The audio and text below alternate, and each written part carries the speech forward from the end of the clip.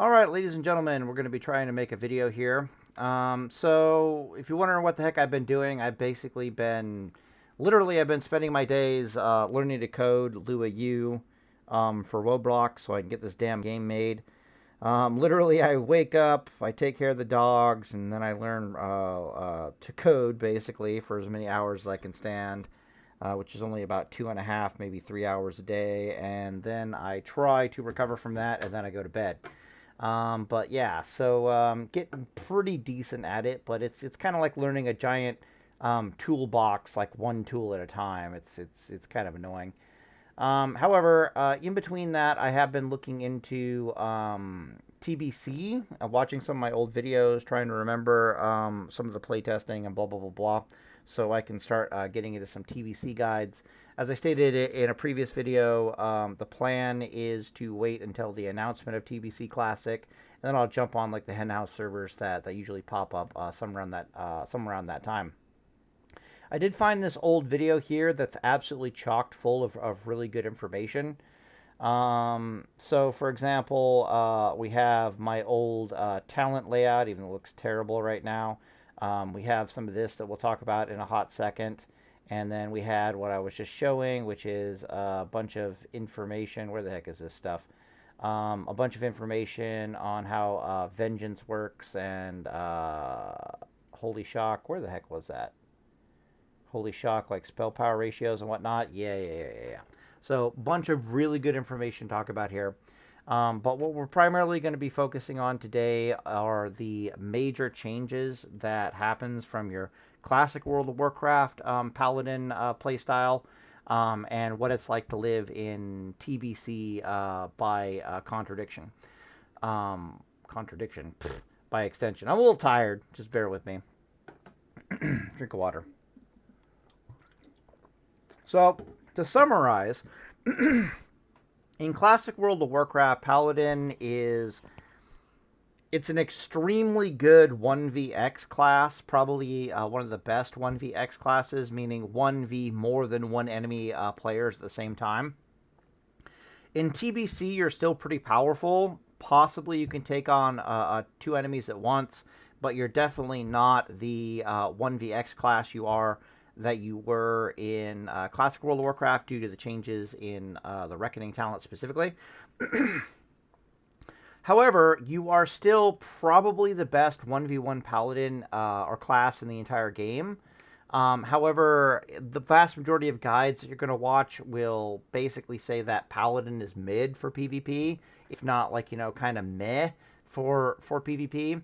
And that's because the vast majority of players basically just throw on the strength stamina gear for their paladin in TBC, and they don't really look too much deeper into the class than that. Your boy is going to start making some videos, and hopefully we're going to change that stuff pretty quickly. But I want to show some stuff here really fast. What the heck? What do you want? F11? Like, what's going on here?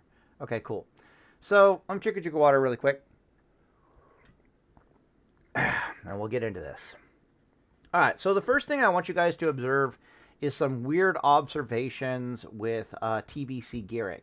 So basically in TBC, you have three options when it comes to gearing. It's not like Classic World of Warcraft where we spend like 100 million years trying to figure out what gear to wear.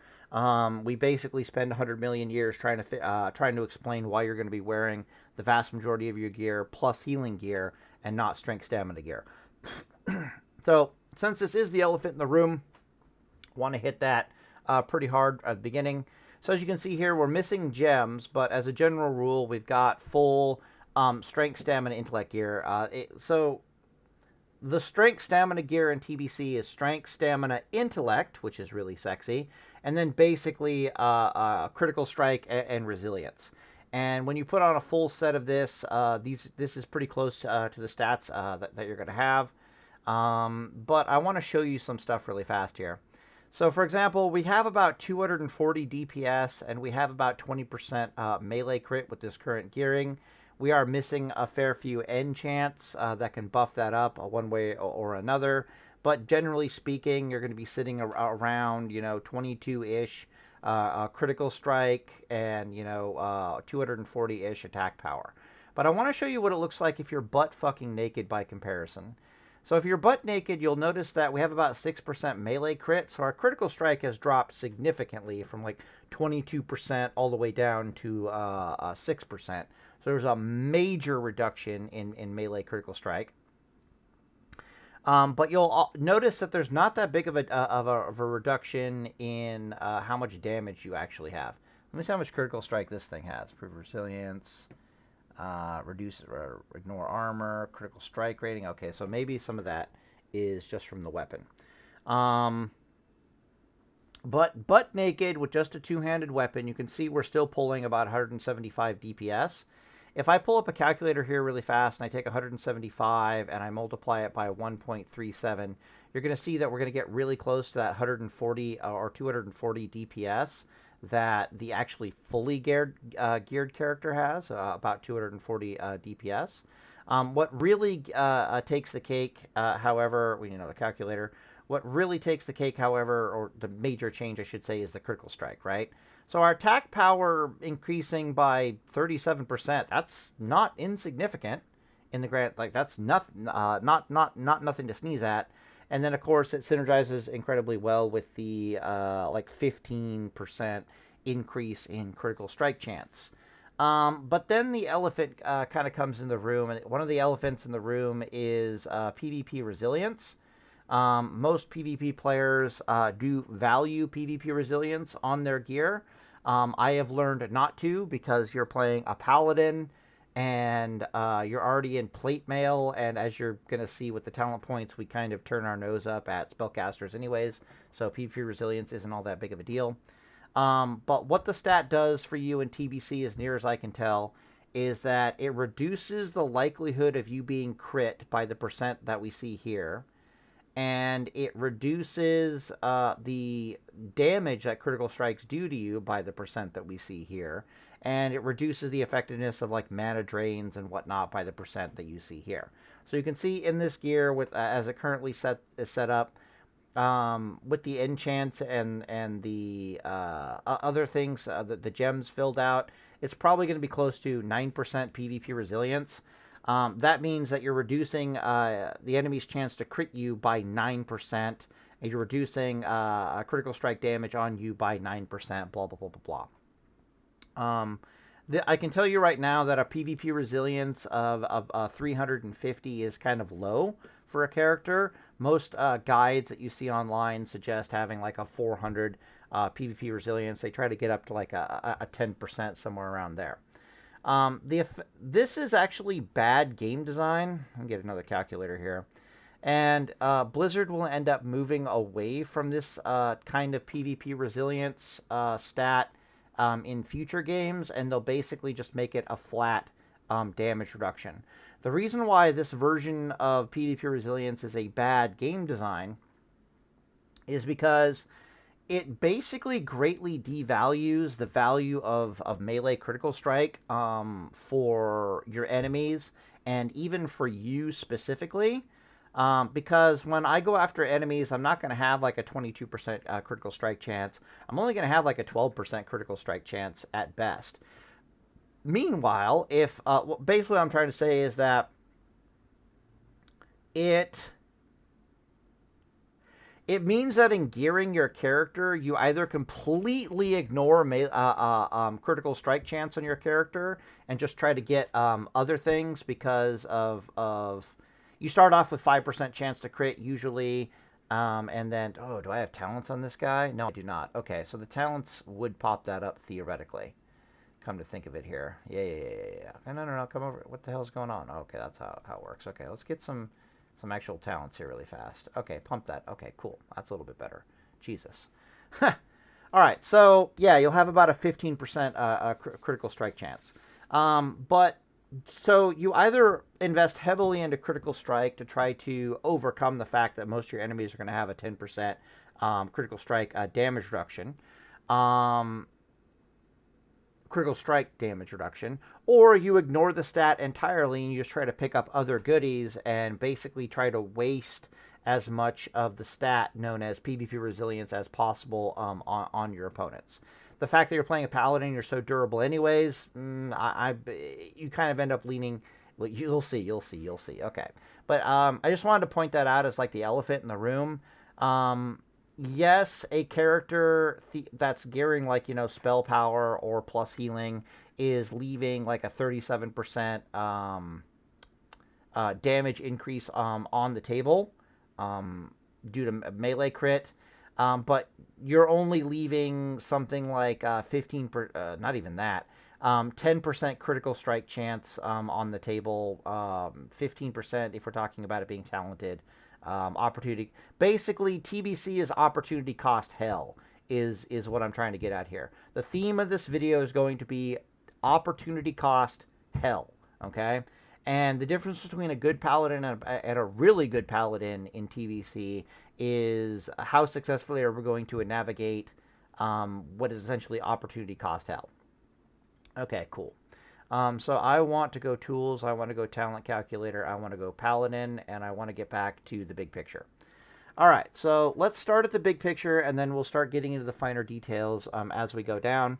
So the first change we have on our list is that PvP changes from a burst meta to a chip burst meta in TBC. And what I mean by that is in classic World of Warcraft, an enemy can burst on us for like, you know, 5,200-ish damage. There's a lot of classes out there that have a really, really scary burst.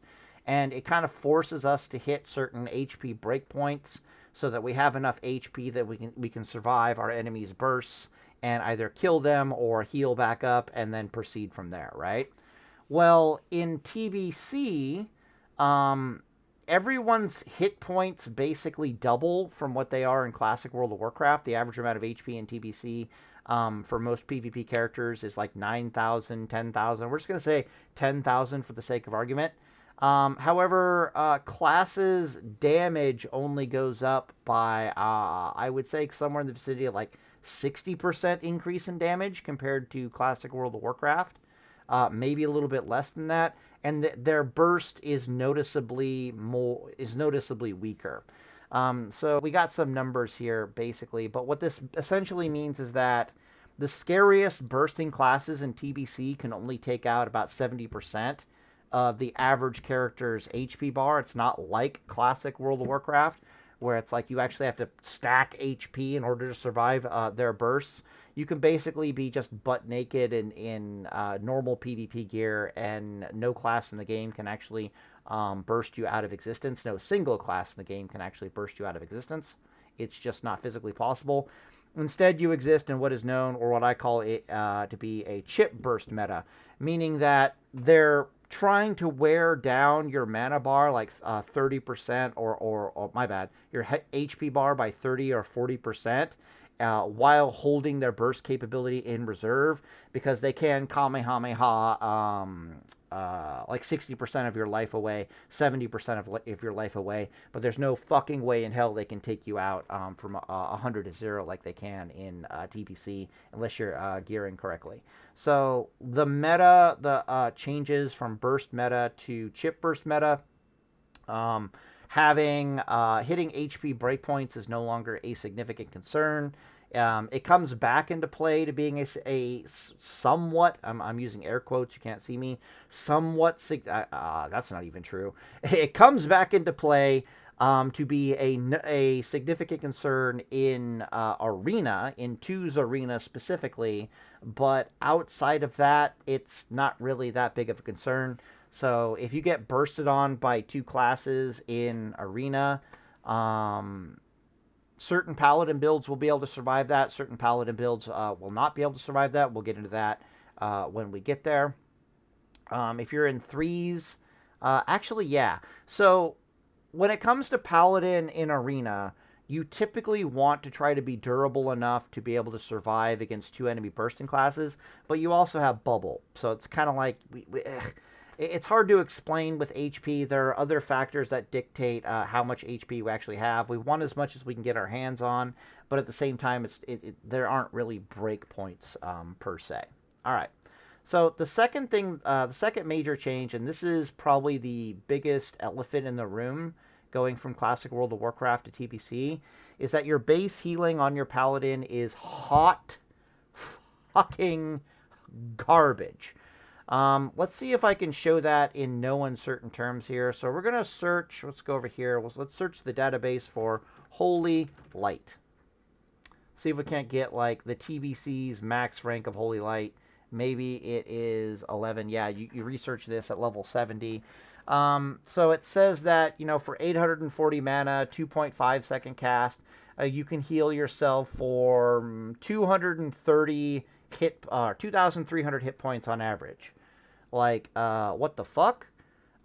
So in classic World of Warcraft, and you can actually see the classic World of Warcraft one is probably level rank 9. 9's not on here, but I can tell you from memory, the classic World of Warcraft one will heal you for about 1,800, give or take, per Holy Light. But that's 1,800 HP. Let's just do that times 2, right? So in classic World of Warcraft, your paladin has like 5,400-ish HP, and in 2 Holy Lights, you can actually heal that for a significant amount. If I divide that by like 5,400, we can see that in 2 Holy Lights, our paladin is with no plus healing whatsoever. In classic World of Warcraft, our paladin is able to heal us for about 2/3 of our HP bar. The healing in TBC is effectively cut in half compared to what it is in classic World of Warcraft. Literally, our HP pool doubles in TBC, and our Holy Light healing goes up by like 30%. Our base Holy Light healing increases by like 30%. Probably not even that, to be perfectly honest. So in TBC, it looks more like this, 2,300 times 2. We're not factoring in critical strike. But then I divide that by like the 11,000 hit points you're going to have as a properly built paladin in TBC. And you can see that we're only healing 40%. So each of those Holy Lights is healing us for like 21% of our HP pool. When I say your healing is hot garbage, it is difficult to express. Basically what this means is that without plus healing gear or without a spell power gear of some kind on your paladin, your healing is basically useless. So you're basically playing a warrior if you don't have any plus healing gear on you whatsoever. It's by far the biggest change from classic World of Warcraft to TBC is the fact that in classic WoW, all you need to effectively heal your paladin is a mana bar to heal your paladin.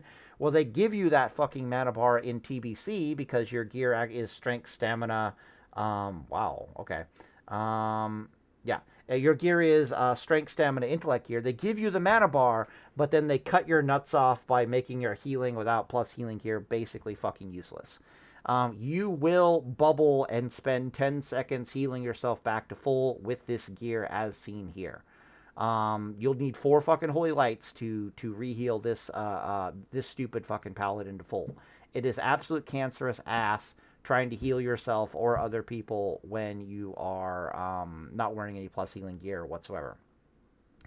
The good news on the other side of that coin, I think, is the second part of this. No, I guess is down here. Is that the healing gear in TBC, the plus healing gear specifically, is probably the most powerful plus healing gear in all of World of Warcraft history. They move away from this in Wrath of the Lich King, and they never go back to the plus healing gear theory, gameplay, what, meta, I don't fucking know. Let's just find a piece of this really fast here. Let's type in vengeance, and it's going to be the ornate. So basically, the greaves are usually, that's not greaves, yeah, scaled. The scaled stat is the melee DPS version of the paladin gear. The lamellar is the spell power version of the PvP gear. And then the ornament one is the plus healing. But I want you to look at the weirdness of this stat here really fast. Notice that it says that increase healing done by up to 75 damage. My bad. Increase healing done by up to 75 and damage done by up to 25 for all magical spells and effects. Compare that to the actual... No, the stats don't really change otherwise. Compare that to the spell power version of this, which just says increased damage and healing done by magical spells and effects by up to 40.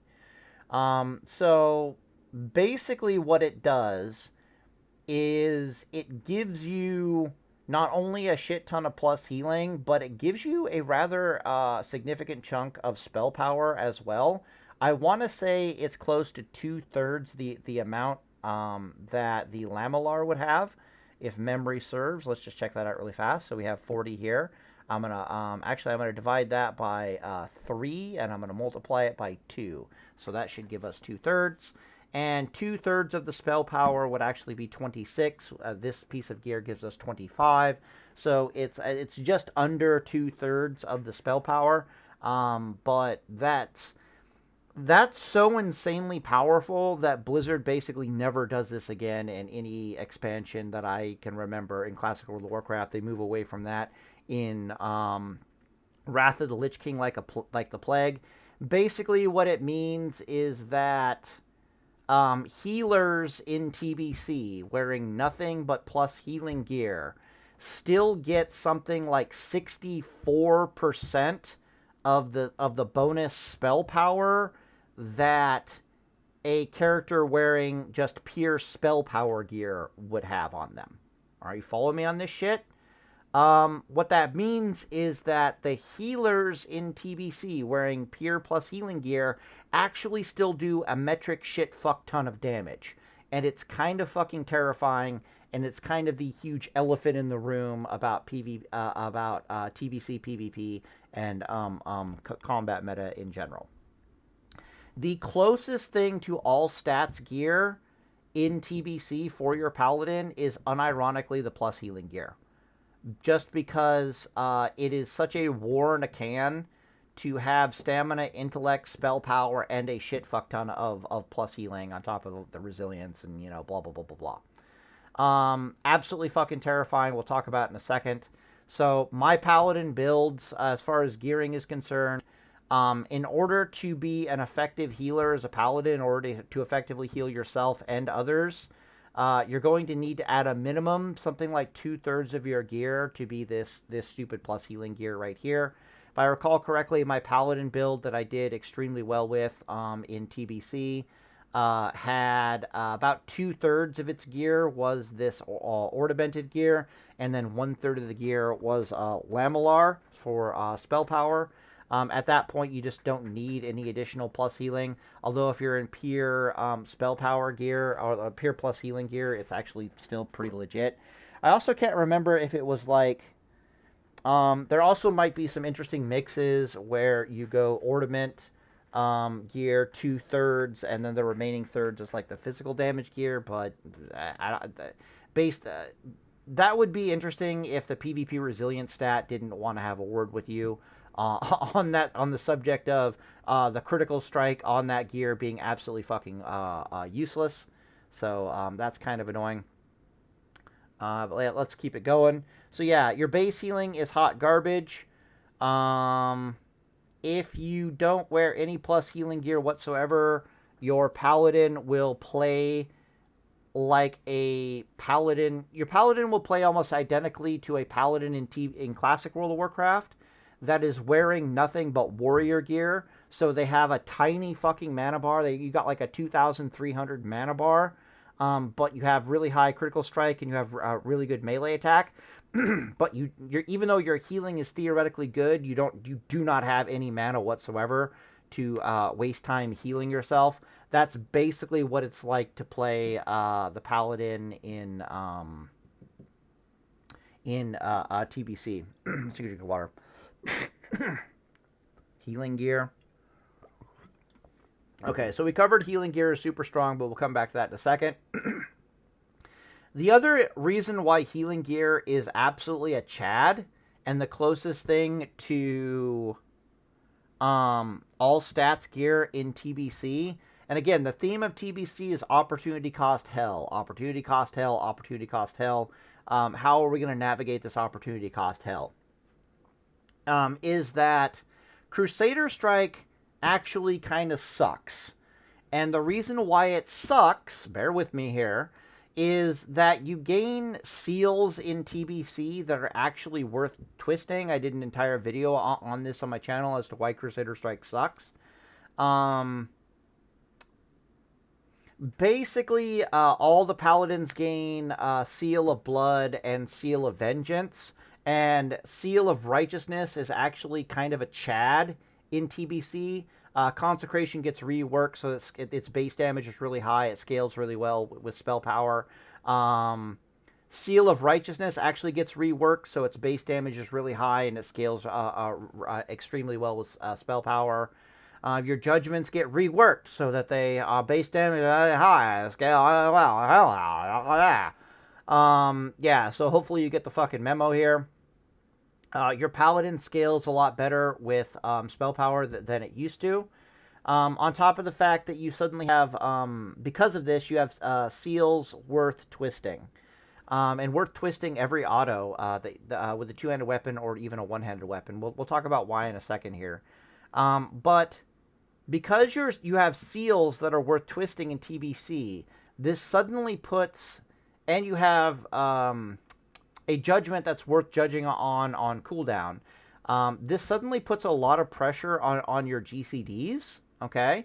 So, like in Classic World of Warcraft, the only GCD that you kind of have to use offensively is Judgment and Reseal, which you're doing like every 8 seconds. So you have like a 1.5 second GCD demand on your Paladin every 8 seconds. Whoop-de-fucking-do. Your GCD is effectively free and clear for you to cleanse yourself 6 ways from Sunday, for you to cast freedoms when you need them, bop this guy, do this, do that. Mostly it's for cleansing, right?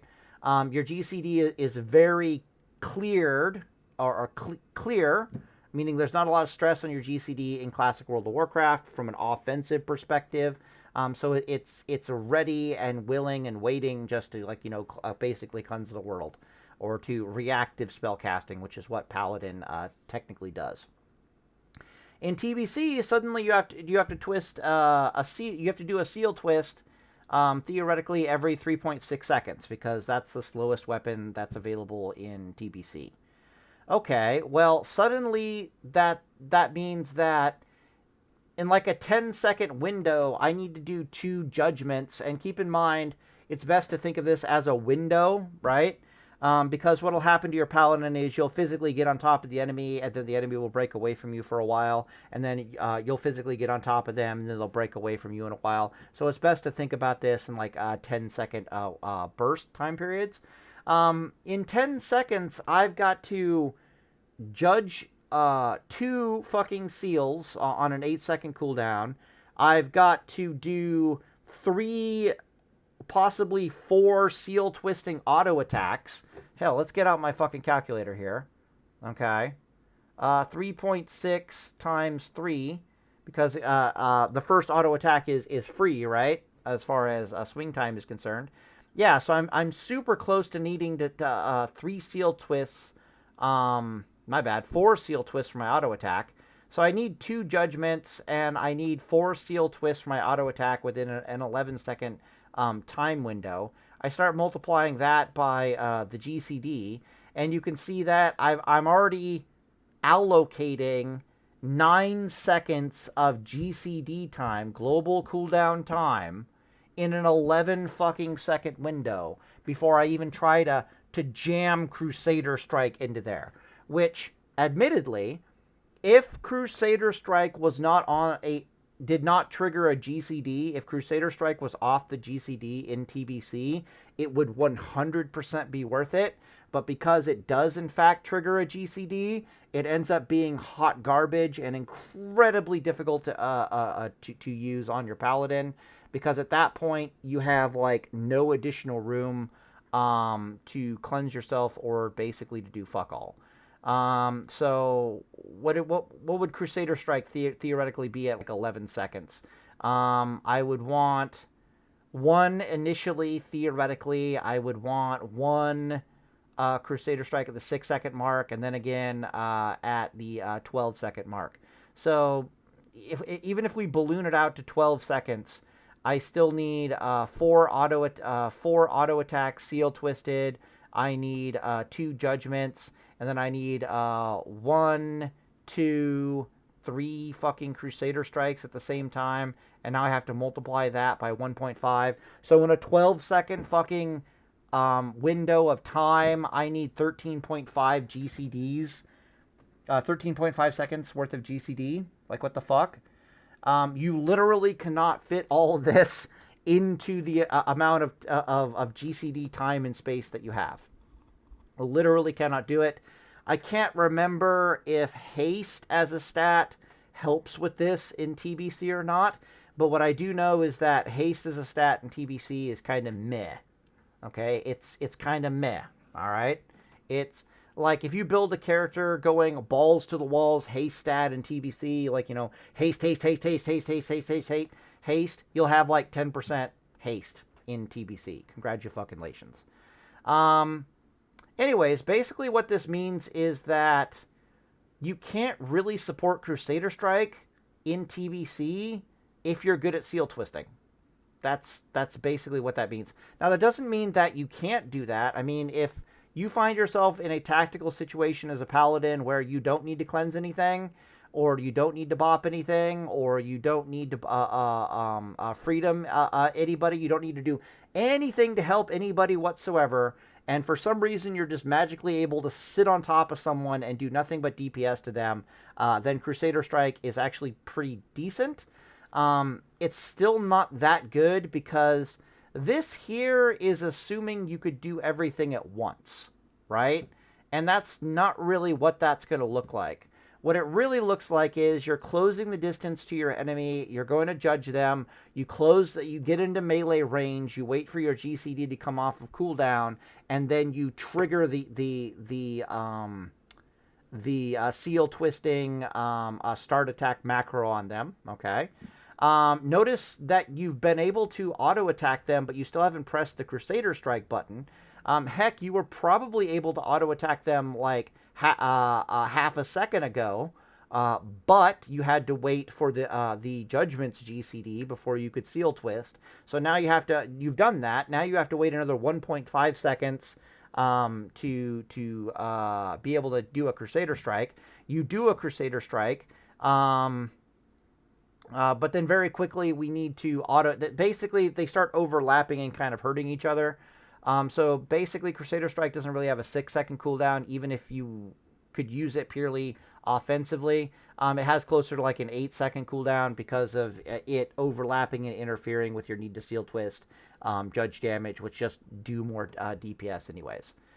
So one of the biggest elephants in the room, one of the most difficult concept to get across to Paladin players in TBC is that Crusader Strike actually sucks and you really can't support it, and it's really, really fucking hurting your opportunity cost in the talent tree. Again, this is opportunity cost hell, TBC is opportunity cost hell, blah, blah, blah, blah, blah. Basically, in the talent tree, if we look at it, okay, once you put like 31 points in the talent tree and you get Repent, let me double check.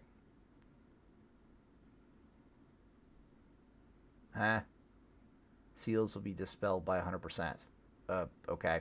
The moral of the story is you need 41 points in the talent tree in order to get Crusader Strike, but by the time you put 31 points into the talent tree, you've pretty much gotten everything out of the ret tree that you could possibly want. So you're basically putting in like another 10 talent points in here for no fucking reason.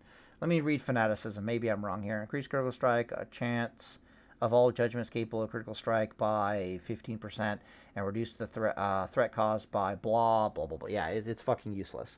So basically you have like 10 talent points that you could throw someplace else at that point. Because Vengeance is still really good. The 200 weapon specialization is still amazing. Repentance is still a war in a can.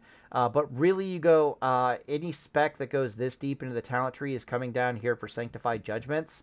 Sanctified Judgment is worth so much fucking mana on your Paladin that it's actually kind of ridiculous.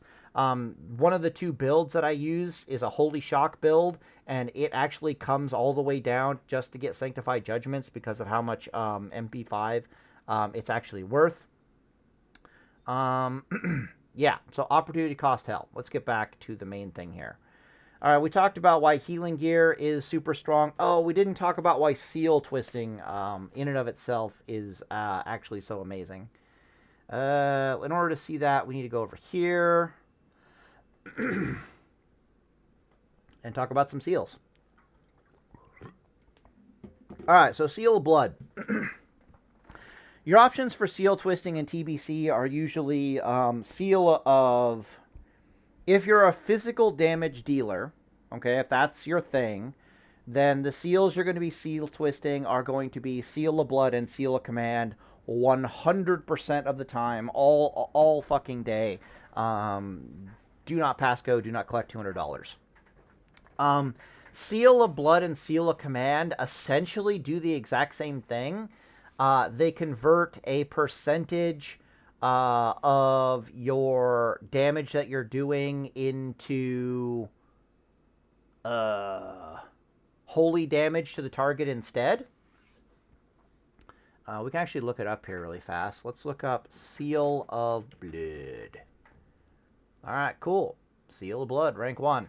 All melee attacks deal additional holy damage equal to 35% of normal weapon damage, but the paladin loses health equal to 10% of the total damage inflicted. Unleashing the seal's energy will judge an enemy, instantly causing a rather large amount of holy damage at the cost of 33% reflect damage to the paladin. So basically, the melee attacks don't do that much reflect damage to you, but the judgments kind of do. But you don't really care because it actually does a shit ton of damage to you. This is basically just a far more consistent version of Seal of Command. It has some negatives compared to Seal of Command, though. Seal of Command doesn't cause damage to you, but the damage dealt is kind of negligible. It does crit like Seal of Command, but interestingly, it cannot proc additional effects like Seal of Command. I also do believe that it doesn't run the gambit of Seal of Casino, unlike Seal of Command. So a Seal of Command proc is literally an additional auto attack, and because of that, it can proc anything that an auto attack could proc. So a Seal of Command proc will proc an additional Seal of Blood. So if you seal twist Seal of Blood and Seal of Command procs, you'll get 2 Seal of Blood procs, one white attack auto, and 1 Seal of Command proc, for basically a total of like 4 procs against the enemy. Seal of Blood can also crit just like Seal of Command, but of course it doesn't run. I don't think it runs the gambit of Seal of the Casino. So, like Seal of Righteousness, if you actually hit your target, Seal of Blood will actually do damage to the target, unlike Seal of Command, which, you know, can be blocked, dodged, and parried. The reason, of course... Now, the reason why you use these two together, of course, is obvious. They scale with physical damage extremely well. They scale with critical strike chance extremely well. And Seal of Command procs do, in fact, trigger additional Seals of Blood. Sweet. Your other option is Seal of Vengeance. Now, Seal of Vengeance isn't really going to tell us all that much here, which is why we got to go look at the other screen over there. But Seal of this isn't really doing much for us. Let's go look at the actual stats that I have mined over here. All right, cool. Look at SOV. SOV stands for Seal of Vengeance. So Seal of Vengeance has a 100% proc chance at 2.8 weapon speed. This is all private server stuff, but I think I rechecked most of it when I was playing TBC in preparation for Wrath of the Lich King back in the day. So it has a 100% proc chance at 2.8 seconds, which means if you're wielding a two-handed weapon, this thing in theory kind of falls off, which is interesting. But it also means that the one-handed weapons... The PvP, the slowest PvP one-handed weapons are all 2.9 or 2.8 speed, somewhere around there. So it's an interesting seal in the sense that it doesn't really give a shit whether you're wielding a one-handed weapon or a two-handed weapon. As long as it's a reasonably slow weapon, it's just going to do its thing. The damage, so the damage doesn't increase, the proc chance doesn't increase. Judgment damage varies with stack size. Okay, yeah, that's the other element there. So what Seal of Vengeance does is every auto attack you hit the enemy with has a percent chance to stack a dot on the enemy. The dots tick every 3 seconds. It can stack up to 5 times. All right, follow me on this. However, at 5 stacks, what will happen is that any additional procs of Seal of Vengeance just end up doing damage to the enemy anyways, if that makes sense. So not only does it refresh the hot on the target, but it causes the hot to like instantly tick. Not just instantly tick for a point of damage, but it causes holy damage the way SOR, Seal of Righteousness, would cause holy damage.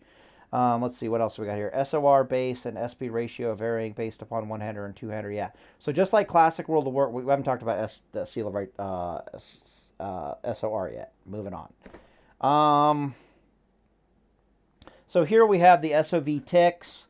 2.6 seconds, 3.5, judge.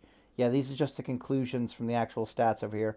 SOV ratio equals tick equals 66.6%. So I guess each tick of the Seal of Vengeance, each 3-second tick of damage on Seal of Vengeance's spell power ratio is 6.66%. The spell power ratio on the attack is 9%. And the spell power ratio on the judgment is 60%. So let's talk about what makes Seal of Vengeance absolutely fucking amazing. Especially if you're wearing any kind of spell power gear on your paladin, which we've already kind of talked about, or we're foreshadowing that you're going to be wearing a lot of plus healing gear on your paladin. The Seal of Vengeance judgment damage. Now we can go over here really fast. SOR base, blah, blah, blah, blah, blah. Yada, yada, yada. We'll go over here. Okay, cool. The judgment damage on Seal of Vengeance starts off slow because it deals its damage. Its damage is based upon how many stacks that you have on the enemy, and it keeps scaling up to be a rather high number. So you can see over here, let's go to the one-hander. So here, this build... yeah. Shut up. Yeah, shut the fuck up. Oh, I guess I can't. Anyways. So this is Heal Holy Reckoning. We'll talk about that in a second. You can see it has 1700 plus healing. It has 700 spell power, 150 MP5, and 11k HP. It's also got so much plus healing that it's downranking its spells because you really want to get so much plus healing that you're allowed to downrank your spells for additional plus healing. I'm going to call that into question a little bit with my current understanding of Paladin gameplay, but we'll get back there anyways. But you can see here that if you're using... fuck off. If you're using a spell power one-hander, and you shoot up to like 830 spell power, which you can do with the drop of a hat, right? Before you even judge the target, you can literally swap weapons to a spell power weapon, judge them, and then swap back to a two-hander. You could probably macro that, which would be fucking terrifying. But you can see weird things start happening, like Judgment Seal of Righteousness damage is like 840. Seal of Vengeance 5 out of 5 stack is 956. Not that big of a difference. And this is the tick damage at this level of spell power. And this is, if you're at 5 out of 5 stacks, how much a Seal of Vengeance proc will hit for. And this is just telling me that this weapon speed has a 50% chance for that to proc. So basically, if 5 stacks are here and I hit them and it procs, it'll refresh the SOV dot duration, and it will immediately do 310 holy damage to it. But look at the difference with the two-handed weapon. And we're going to be using a two-handed weapon to beat enemies to death, even with the plus healing gear. I know that sounds insane in TBC. There's a significant difference in judgment damage between 625 and 830. Like, holy crap, that's like over 200. That's like a 33% increase in damage. That's an insane increase in judgment damage, whereas we don't really see that here. And you can kind of see that because the base damage of Seal of Vengeance at 5 out of 5 is actually extremely high, but the spell power ratio behind the Seal of Righteousness judgment is actually quite high. So the more spell power we have, Seal of Righteousness actually starts to catch up to 5 out of 5 Seal of Vengeance judgment. Never quite gets there, but it definitely starts catching up. But as you can see, Seal of Vengeance just does way more damage in 5 out of 5 Judgment. On top of the fact that it's ticking away happily for a rather formidable dot is ticking away quite happily. And then any additional procs from it are still pretty good. So you can see up here, for example, this is assuming we're doing something like Seal Twisting Seal of Righteousness. So if I was Seal Twisting Seal of Righteousness with Seal of Vengeance on this build and I thunked you with a two-handed weapon, I'm going to be doing about 650 physical damage. We saw that kind of before. You're at like a butt naked with a two-handed weapon. You were at 175 DPS. Your weapon speed is 3.6, blah, blah, blah, blah, blah. This might not factor in armor. Really hard for me to say. But SOR at this spell power ratio will hit for about 350. Cool. That's just Seal of Righteousness. But then Seal of Vengeance down here is like, oh yeah, by the way, I proc for 250 damage at 5 out of 5 stacks. I'm going to get a tick off at like, another 240 damage. And oh, by the way, I increase my judgment damage on you by like 200. Like, what? Like, excuse me? Like, let's just think about this for a second. Like, what the balls? So, Seal of Righteousness is going to thunk you for 350 and judge you for, like, 625. Okay, so, we'll say 1,000 damage for the sake of my sanity. Where's another calculator here? Seal of Vengeance, by contrast, and you get to Seal Twist, so you get to pair two seals together, but I just want to show you what it looks like if you had to choose between one of these assholes, and it's not even fucking close. Like, if you had to choose between, do I use Seal of Righteousness, or do I use Seal of Vengeance, or do I use Seal of Blood or Seal of Command? And it's basically Seal of Vengeance for spell power all the way down. For the physical attacking paladin, it's Seal of Blood is the undisputed winner if you had to pick a single seal.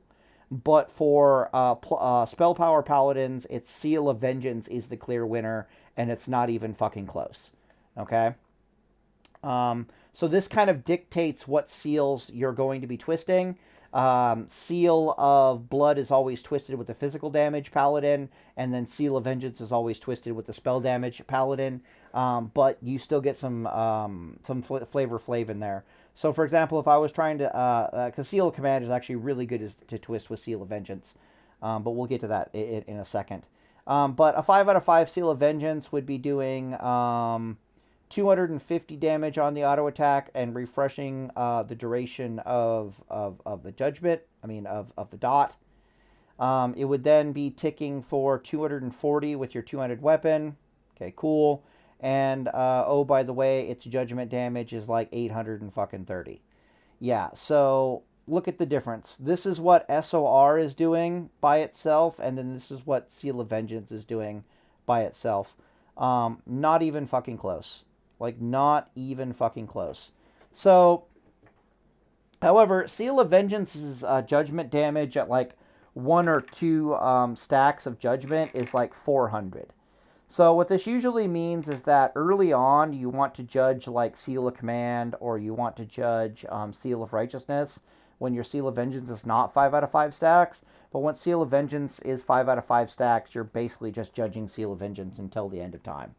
Not even close. Seal of Vengeance, absolute Chad winner when it comes to spell power. Yeah, okay, cool. I've done the math on it before. Like, I've asked myself, do we want to seal twist Seal of Righteousness and Seal of Vengeance? Or do we want to seal twist Seal of Command and Seal of Vengeance. And the truth of the matter is, you actually want to seal twist Seal of Command and Seal of Vengeance, not Seal of Righteousness and Seal of Vengeance. But there's a caveat to that. When it comes to doing the most damage, twisting max rank Seal of Righteousness and max rank Seal of Vengeance is the way to go. It objectively does more damage than you seal twisting Command into Vengeance. The problem with going max rank Seal of Righteousness and max rank Seal of Vengeance twisting is that it costs you a fucking shit ton of mana. Meanwhile, Seal of Command... there's actually two problems. Problem number one is that it costs you a shit ton of mana, whereas rank 1 Seal of Command can be... basically it costs no mana whatsoever, so it becomes incredibly more mana efficient for you to seal twist rank 1 Seal of Command with Seal of Vengeance than it is to go max rank SOR and max rank Seal of Vengeance. So that's number one. Number two is that Seal of Command actually has a spell power ratio behind it. It's like 30% or something like that. And strangely, she doesn't perform that much worse than Seal of Righteousness. Now, the more spell power you have, it performs weaker and weaker and weaker. But Seal of Command also likes to be seal twisted with a two-handed weapon anyways. So it's kind of like whatever. It also helps you get to your 5 out of 5 stacks better. When Seal of Command does actually proc, it will proc Seal of Vengeance, which means you get an additional 250 SOV damage. Let's pull up another calculator and let's actually look at what Seal of Command theoretically would be doing, just so we can look at her in no uncertain terms. Where the hell's my water bottle? But really, it's a mana cost issue, as since you're seal twisting literally every auto attack, Seal of Command is absolutely amazing. Also, if you're not at 5 out of 5 stacks and you want to get there as quickly as possible, obviously, Seal of Command will help you get to your 5 out of 5 Seal of Vengeance stacks much faster. All right, let's do a theoretical Seal of Command proc. And that's also why I have it recorded here as, okay, so Seal of Command proc would be basically 70% of whatever the hell your damage is. We're going to assume you don't have any critical strike because of PvP resilience, and we're not really investing in critical strike all that much. So I can tell you from experience that spell power-wise, your Seal of Command is going to hit very close for like 550 damage. I do believe it is 30%. We can factor that in here, like times 0.3 equals, and it's 165. It's always about basically 150. 650 times 0.7 equal. 650 times 0.7 equals plus 150 equals, yeah. So in practice, yeah, sure, whatever. Your Seal of Command proc is going to hit for about 600. However, it's got to run the gambit of Seal of Casino. I don't have it pulled up right now, but there are a lot of classes in TBC that, how do I put this?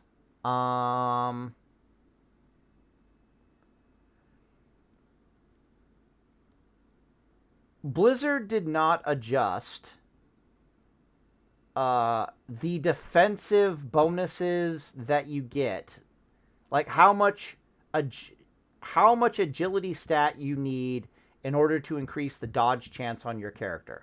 So say for every 20 points of agility, you gain plus 1% increased chance to dodge.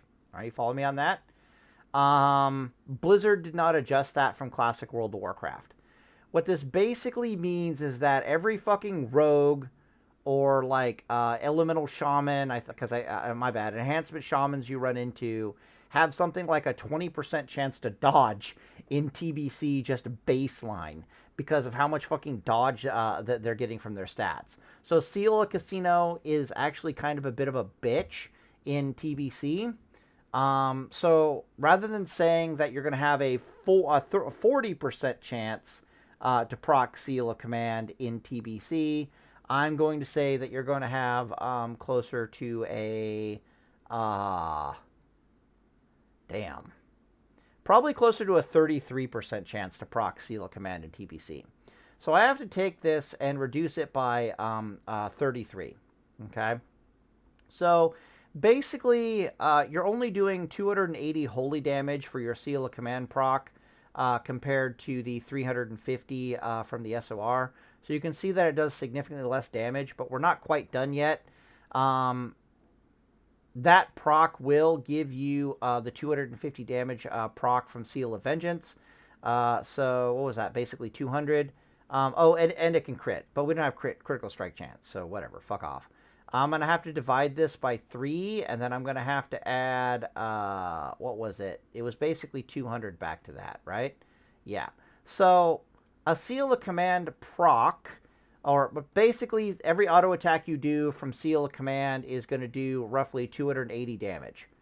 So you can see that it is noticeably less damage than SOR is, but it's not enough reduced damage compared to Seal of Righteousness to warrant the differences in mana costs.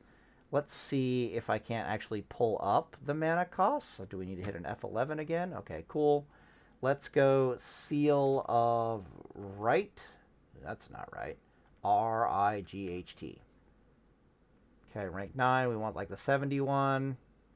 Is this the highest level that we have? 260 mana? That might be. I'll do a straight search for it. Seal of Righteousness. Level 70. Okay. So yeah, it's 260 mana at level 70. Got it.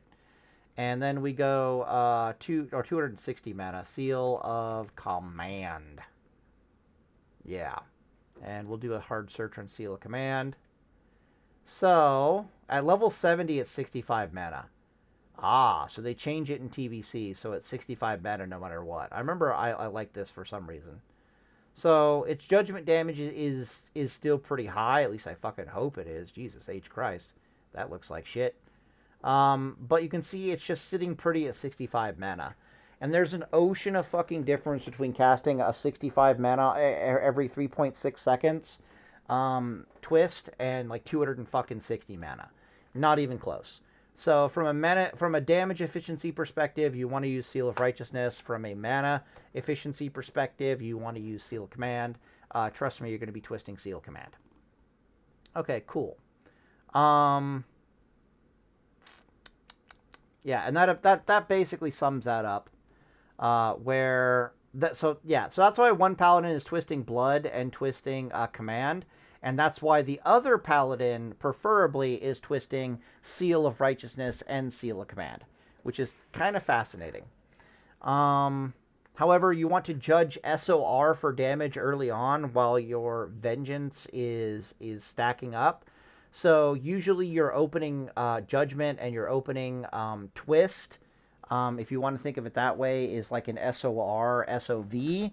But then... you immediately start going into Command from there. It's a little dynamic, but it's not that bad. Okay, cool. Moving on. Rogues are apex predators in TBC. That'll come into effect when we start talking about the talents and the different talent builds. How long have we been at this? Oh, goody. We've been at this an hour already. Oh, boy. Rogues, if it wasn't for paladins, and if it wasn't for paladins in TBC... rogues are properly built paladins in TBC. Rogues would probably be the best PvP class, the best dueling class. Not the best PvP class, my bad. It's a completely different animal. The best dueling class, 1v1 class in all of TBC. They are absolute fucking monsters. Unless you build your paladin to in one of the two ways I'm going to show you to build your paladin, you can't beat these fuckers, and you're one of the only classes in the game that can consistently put down rogues in 1v1 fights, and you're one of the only classes in the game that can actually deal with a double rogue pretty decently in twos in arena. Rogues are kind of the... they're like the gatekeeping class in TBC, from divining whether or not your comp in the arena or your build in duels is actually going to go anywhere. Rogues are absolutely fucking terrifying. We'll talk about that in a second. Reckoning is nerfed in TBC. Oh boy, let's look at Reckoning here really quick. So if we scroll down to Reckoning, you'll say it says that gives you a 10% chance after being hit by any damaging attack that the next 4 weapon swings within 8 seconds will generate an additional attack. So basically, while Reckoning is active and it can proc off of you, basically just has a 10% chance to proc off of you being hit by anything, any spell, any melee attack. It's no longer crit based. It'll basically double your attacks for the next 8 seconds. From a seal twisting perspective, this is absolutely fucking terrifying. But unlike Reckoning in classic World of Warcraft, it's not consistent. We don't get to decide when Reckoning procs. It's just a thing that is there that will help double you up on your seal twisting auto attack benefits from time to time. Is it a really good thing to have Reckoning? Absolutely, but it's not meta defining in TBC by any stretch of the imagination. The only Reckoning is objectively superior to Crusader Strike, just because of the GCD issues that Crusader Strike has. So at least Reckoning is additional attacks that don't suffer from the massive GCD issues that you're basically stuck with. If you're seal twisting every auto attack and you're judging on cooldown with the Paladin, you only have 50% of your GCDs remaining for cleansing and doing all that other crap. Every other GCD is basically going into the auto attack, and you literally just can't fit in Crusader Strike. So Reckoning is no longer meta defining. I think my computer is bugging out. Like, what the hell? Are you okay? You're not okay, are you? Okay, so my internet's slightly frozen. Whatever. Okay, what's next on the list before we get into talent trees? Oh god, resistance gear. Resistance gear becomes extremely plentiful and uses a 10% system. Oh boy. Alright, so before we get into the really juicy stuff, talking about talents and builds and what's good and why and arena matches and stuff, one last fucking elephant in the room. The resistance gear in TBC changes from classic World of Warcraft. In classic WoW, it uses a 25% system. So you either take 0% resisted, 25%, 50%, 75%, or 100% resisted, right? One of those 5 possibilities. In TBC, I do believe it's one of 11 possibilities. Those being you take 0%, 10%, 20, 30, 40, 50, 60, 70, 80, 90, and then all the way up to 100% for a grand total, I think, of 11 possibilities. Or maybe it's just 10. Fuck if I know. But unlike classic World of Warcraft, the resistance system is incredibly fuck, what do I want to say? How do I want to put this? Okay. Let me pause the video and I'll give you a visual here, because this is going to be really painful without a visual. All right, we're back. Let's see here. Okay, cool. So these numbers right here represent the percent chances, and yeah, there are 11 of them. So 0, 10, 20, all the way up to 100% chance to take damage.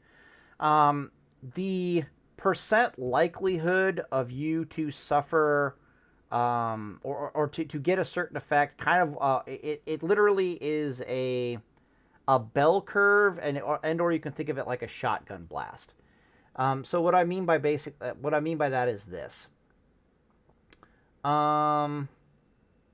Is this okay? Can we do it like this?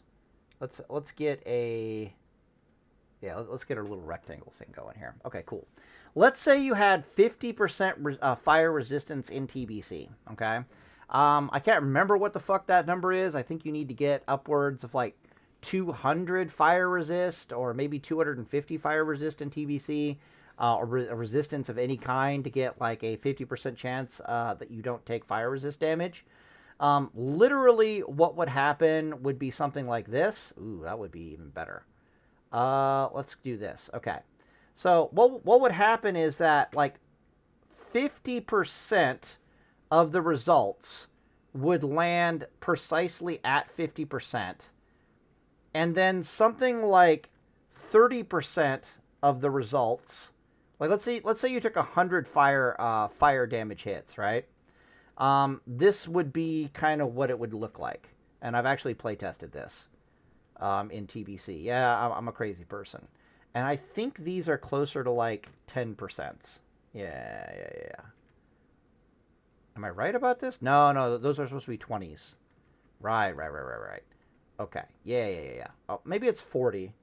Yeah. There's something like 40% here, and then it is 20% here, and then it's like 10% here, but the 10% are like scattered out into oblivion. 10%, 20%. Yeah. So the results would be scattered out kind of like this. Did we decrease in size, or am I crazy here? Okay, cool. Very rarely would you see a 20% resisted. Very rarely would you see an 80% resisted. You'd almost never see a 90 or 100%. You'd almost never see a 10 or a 0. It literally like shotguns blast them the results directly. Fuck, I want an arrow. Thank you. And we got a different color. Okay, cool. It literally, and I want it to be down. Can you give me a down arrow? All right, cool. It basically, if I had a 50% chance to resist, it basically shotguns the results around the 50% mark. And it basically moves like this depending upon what it is. So if I had 60% resist, it would look like this. If I had 70% resist, it would look like this. If I had 80% resist, it would look like this. And I think 75% is the maximum still in TBC. So if you had like max resistances, it would literally look like this right here, right? It just shotgun blasts it around in this general area. If I have, say, 20% chance to resist, it's going to look something like this. That's basically how resistances work in TBC. If you have a little resistance, the resistances... If you only have a little bit of spell resistance in TBC, the results can be very hit or miss, right? On average, you're taking 20% reduced damage, but you could take multiple spells back to back that you take 0% resisted from it, and blah blah blah blah blah. But as you gain more and more spell resistance in TBC, it starts becoming rather remarkably resistant. Like, let's say I'm up here at we'll do it generously. Let's say I'm at like, yeah, we'll just do it 30. Let's say I'm at 30% resistances in TBC. I'm not really going to see 0% resistances anymore. I'm not even going to really see 10% resistances all that much. The vast majority of attacks are going to be reduced by 20% or better. So resistances are actually really fucking good in TBC, on top of the fact that they are just spread out all over the place. Now, are you going to be using resistances in Arena? I'm going to tell you right now, the answer is fuck, hell, and no. Resistance gear is not worth it in Arena whatsoever, unless they shit out a magical add-on that can tell me ahead of time what enemy comp I'm going to be facing against. If I somehow get my hands on an add-on like that in TBC, then resistance gear would be 100% worth it in Arena. But if I have no fucking idea the enemy comp I'm running into, stay the fuck away from the resistance gear as a general rule. It is 100% not worth it. You're plenty tanky and plenty terrifying even without the resistance gear. Trust me, we'll see that in a second. But for dueling purposes, oh baby, you don't need resistance gear. That's not true. Let me think about it. No, okay, yeah, that statement is true. Okay. There are only two classes that I can think of in a 1v1 dueling matchup that paladins absolutely need to put resistance gear on. But every other class in the game, you don't need resistance gear to fight them, but it's not the worst idea in the world to have the resistance gear either. The two classes you 100% need resistance gear to face are Warlock and Fire Mage. You cannot survive Fire Mage without some fire resist gear. But once you get once you get like 30% fire resistance chance on you, the Fire Mages just can't do anything to you anymore and just kind of die. Frost resistance would also be incredible against Frost Mages. It's not necessary, but, again, duels, blah, blah, blah, blah, blah.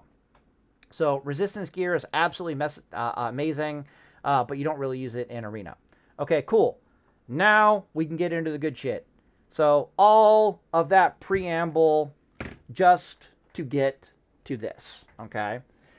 There are two Paladin specs that I know of that I swear by in TBC. One of them is a better dueler than the other, but we're talking about the difference between one class can one build can beat one build can beat every class in a duel, and the other class can beat every class in a duel like a redheaded stepchild. Like, that's basically the difference between these two. So the first build, oh, you motherfucker. What is happening? Do I not have internet? Hello? Alright, one sec. Let me pause the video until I can fix this shit. Maybe I'm just getting unlucky with it. Damn, my internet just did not want to fucking... Ugh. Anyways, we're back. We only got one open here, so fuck it, whatever. Let's do the Holy Shock Paladin first. If I recall correctly, you put 2 points here, 5 points here. Definitely want Pier of Hearts, one of the best things there is. I think I put 1 point here? Yeah, okay. I can't remember if Purifying Power is worth a damn, so we're just going to put 5 points into Holy Power. Remember, I put 2 points into Light's Grace because there's nothing else for me to really do. I pick up Holy Shock, and that's basically it for the Holy Shock tree. And then, fascinatingly, we start making our way down into the Ret tree. And if I recall correctly, we still get Deflection because it's better than Improved Crusader Strike. It's for reasons. And Pursuit of Justice. We want Seal of Command to twist, even though we are it's just more mana efficient. And then if I recall correctly, I put like 1 point in Vengeance, and we get 2 points in Eye for an Eye. And I have 11 fucking points left. And oh yeah, because we keep going deeper. Right, okay. We're not going for Vengeance. There's no point in Critical Strike. I think we fill out Parry. And I think we put another point in Vengeance. Oh, or maybe I get Crusade instead. Yeah, maybe I get Crusade for 3% increased damage. Get this, because we do use I don't know if we'd use that. Do use a two-hander. How often do we use Sanctity Aura? Ooh. Whatever. Increase the amount of damage caused to your targets affected by Sanctity. Yeah, sure, why not? And then we fill out Vengeance, and we got the 3 points we need left. Okay, cool. This is the build, or pretty goddamn close to it. Again, TBC is opportunity cost hell, so this is kind of why we're doing this. Now, you could put these... how do I put this with Holy Shock Paladin? So this is probably the best dueling Paladin in the entire game. However, without resistance gear, this thing is going to struggle against certain burst spellcasters. The reason why we're going so deep into the Retribution tree is because the one thing that really limits the combat capability of a Holy Shock Paladin is mana efficiency. Okay. Your judging on cooldown, your holy shocking on cooldown. Holy shock, I do believe, has a 15-second cooldown in TBC, but even then, it's still pretty mana intensive. Your seal twisting all over the place. So we go deep. Basically, both the paladins builds I'm about to explain come deep enough into the ret tree, specifically to get Pursuit of Justice. It's very hard to play a paladin in TBC and not have Pursuit of Justice. Judgment of Justice is your primary judgment in TBC. You don't judge Crusader on enemies all that much. You don't judge Light. You don't judge Wisdom. You judge Justice. The reason for this is because Judgment of Justice, I can search it really faster. Judgment of... Wait. Let's look up Seal of Justice. All right, cool. Seal of Justice, rank 2. Roger that. So it says, unleashing this seal's energy will judge an enemy for 20 seconds, preventing them from fleeing and limiting their movement speed. Your melee strikes will refresh this spell's duration. Only one judgment can be blah, blah, blah per paladin at a time. Now, it limits enemy movement speed to 100% of normal movement speed. Most classes in the game have movement speed on their boots, which gives them an 8% additional movement speed, just like in classic World of Warcraft. So the vast majority of enemies you're running up against have 108 movement speed. When you hit them with Judgment of Justice, they suddenly have a 100% movement speed, and they cannot increase that in any way, shape, or form. So if you judge that on someone with their epic flying mount for some fucking reason, they will move at 100% normal movement speed for the next 20 seconds. It's actually kind of funny. Druids hate this shit. Many classes hate this shit. But what it basically means is for the low price of judging justice on your enemy, you can gain an 8% increased movement speed over them, okay, as a general rule. I do believe it's still dispellable, though, which is one of the problems with it. However, Pursuit of Justice in TBC has a significant buff to it. Not only does the reduced chance to be hit by spells pretty fucking awesome, but it gives you a 15% movement speed, unlike the 8% movement speed in classic World of Warcraft.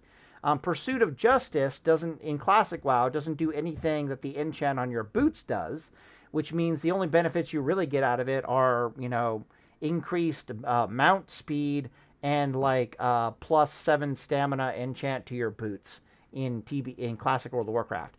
In TBC, it lets you move 7% faster than just about any other class is base move speed in the game. And when you pair that with Judgment of Justice, you're suddenly moving 15% faster than anybody else in the game.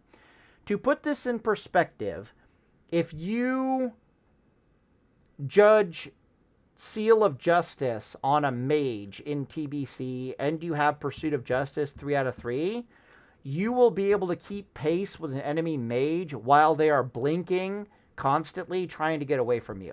You'll literally run up to them, bitch slap them with an auto attack or two, and then they'll be able to blink away. And then before they can blink again, you'll catch back up to them, bitch slap them with an auto attack or two, and they'll blink away. Pursuit of Justice is actually kind of fucking terrifying, and it makes fighting in combat so much fucking easier, especially when dealing with rogues.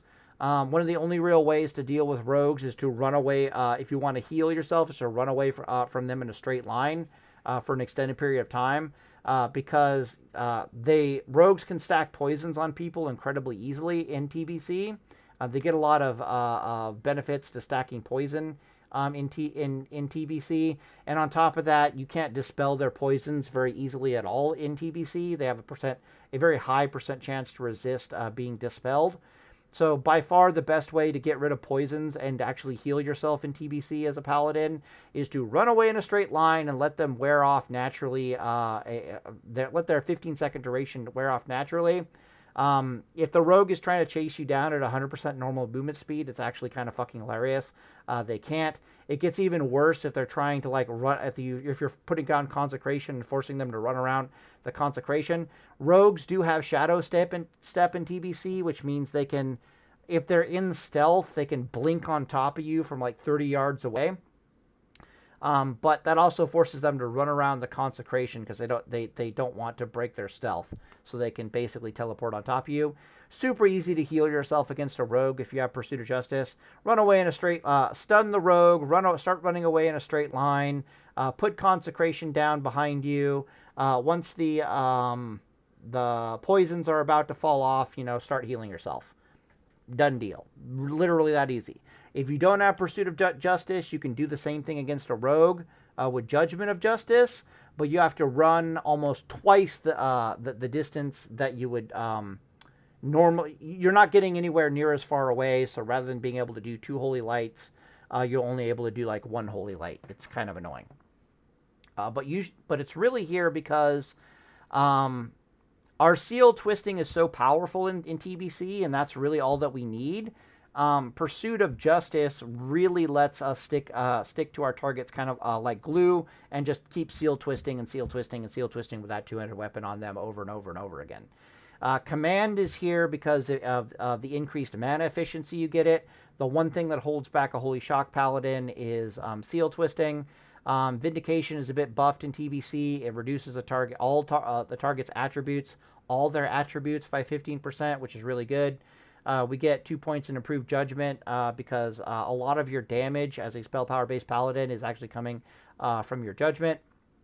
We're ignoring improved Seal of the Crusader, even though it's really, really good, because we're going to be judging justice on the vast majority of our enemies anyways, so who gives a shit? If we're not judging justice, it's usually better as a Holy Shock Paladin to judge wisdom on them anyways, so, double who gives a shit. You have eye for an eye purposes. I've come around on eye for an eye quite a bit over the years. So you'll notice that this build over here, which is the other build that we're going to be talking about here in a second, this build does not have eye for an eye. It does not have Seal of Command. But I'm going to strip the 3 points out of Hammer of Justice. I'm going to strip 1 point out of here, I do believe. And there's a couple other points, I think, that are additional in this tree that really shouldn't be here. I can't remember. But those additional points are basically going to have us pick up two, not only Seal of Command, but 2 points in Eye for an Eye. The reason for that is because, where the hell are we at? We're at F11? Okay, cool. For a little bit. Oh, yeah, shut up.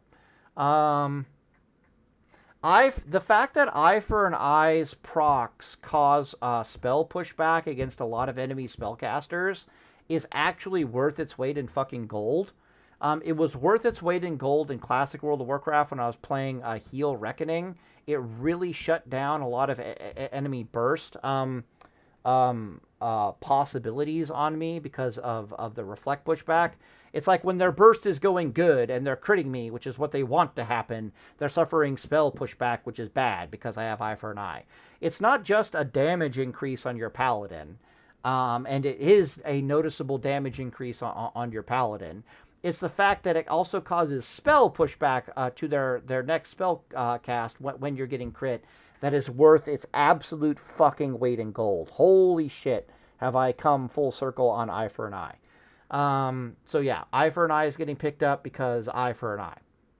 And then we're going so deep into the retribution tree, completely ignoring all the goodies in the protection tree, even though we have Stoicism easily within striking distance, Hammer of Justice easily within striking distance. Sorry, this is Stoicism. And improved concentration aura is fucking amazing.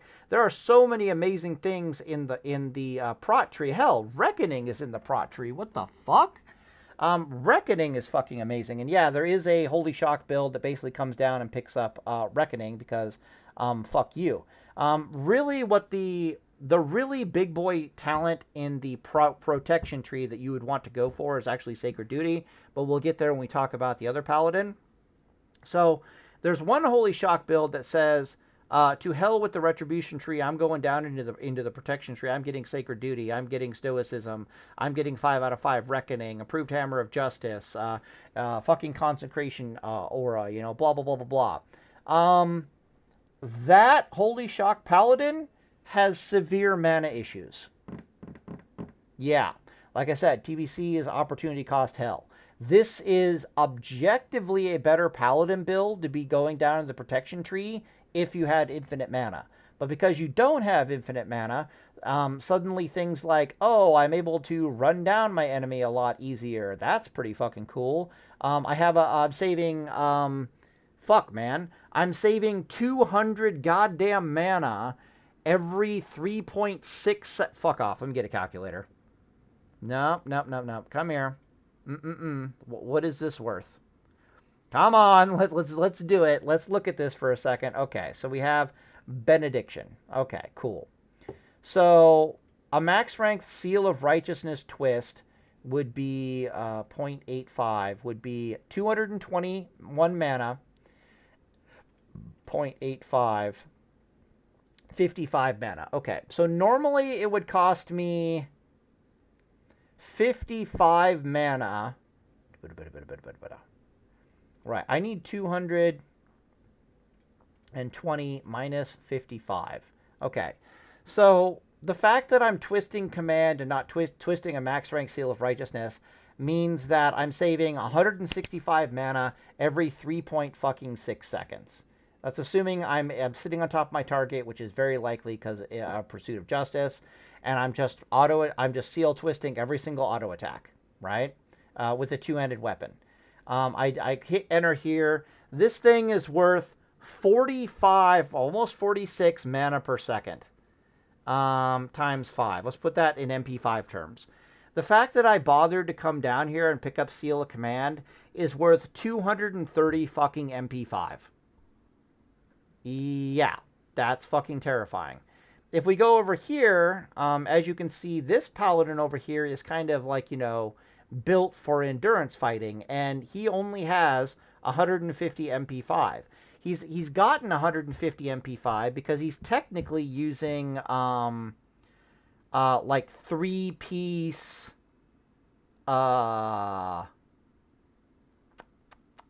what I'm trying to explain is a lot of this MP5 is not coming from your gear. It's coming from, like, I want to say 3-piece like Sunwell gear. It's coming from a very specific trinket that when you holy light yourself, it gives you like 50 MP5 for like 30 seconds or some shit like that. And this might also be a consumable involved here. Fuck if I know. A lot of this MP5 is not coming from your gear. So the fact that Seal of Command, for twisting purposes, is giving us like 230 MP5 is just like, holy crap. Totally fucking worth it. Holy balls, is that totally fucking worth it. And then you have Sanctified Judgment down here. Is like, yeah, yo, homie, I'm going to refund 80% of your fucking mana when you judge a seal. And it's like, fucking come again. Seal of Vengeance. Okay. Thank you. Is it just rank 1? Okay, cool. So Seal of Vengeance is 250 mana, and judging this fucking thing... okay, I actually don't know how much judgment costs. Judgment. Cool. 5% of my base mana. What the hell is 5% of my base mana? So, I guess what I need to do now is go to Tools, go to Gear Planner, go to Paladin, go to, like, Draenei. Alright, cool. And then I need to look at the mana bar. Alright, so my base mana is, like, 390. Ugh. No, let's keep that one. 3,900. That about right? Yeah, okay, cool. And it said that it was like 5% of that times 0.05. So it's like 200 fucking mana for a judgment. Now I need to go back and try to remind myself if this is reducing. Okay, so it's also reducing the judgment. Okay, cool. All right, so it was like 195 mana. We reduced that by 85% from Benediction. So normally it would cost me, I'm starting to remember now, normally it's going to cost me like 167 mana in order to judge my Vengeance every 8 seconds. So I divide that by 8. What do I want here?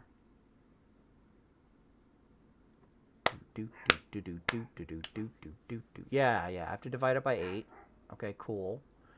So this is taxing me for almost 21 mana a second.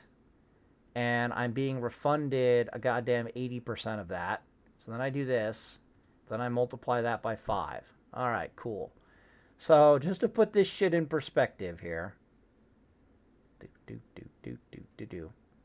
Yeah. This is the mana efficient. This is the MP5 mana efficiency that I'm gaining from twisting command rather than Seal of Righteousness. And this is the MP5 efficiency that I'm gaining by coming deep enough into the ret tree that I can pick up Sanctified Judgments. The sad thing is that in both cases, this is totally worth it. You might think that it's like, okay, let's strip the points out of here. Let's not go that deep into the talent tree. What else can we strip out? We strip out, we don't want to strip Eye for an Eye. I should be able to strip Crusader. Yeah, 11 points in the, how many talent points are it? 17? Yeah, it's perfect. We only have 11 points left over. I can do like this. Right? Like, okay, I got kings. Like, whoop-de-fucking-do. Again, TBC is opportunity cost hell.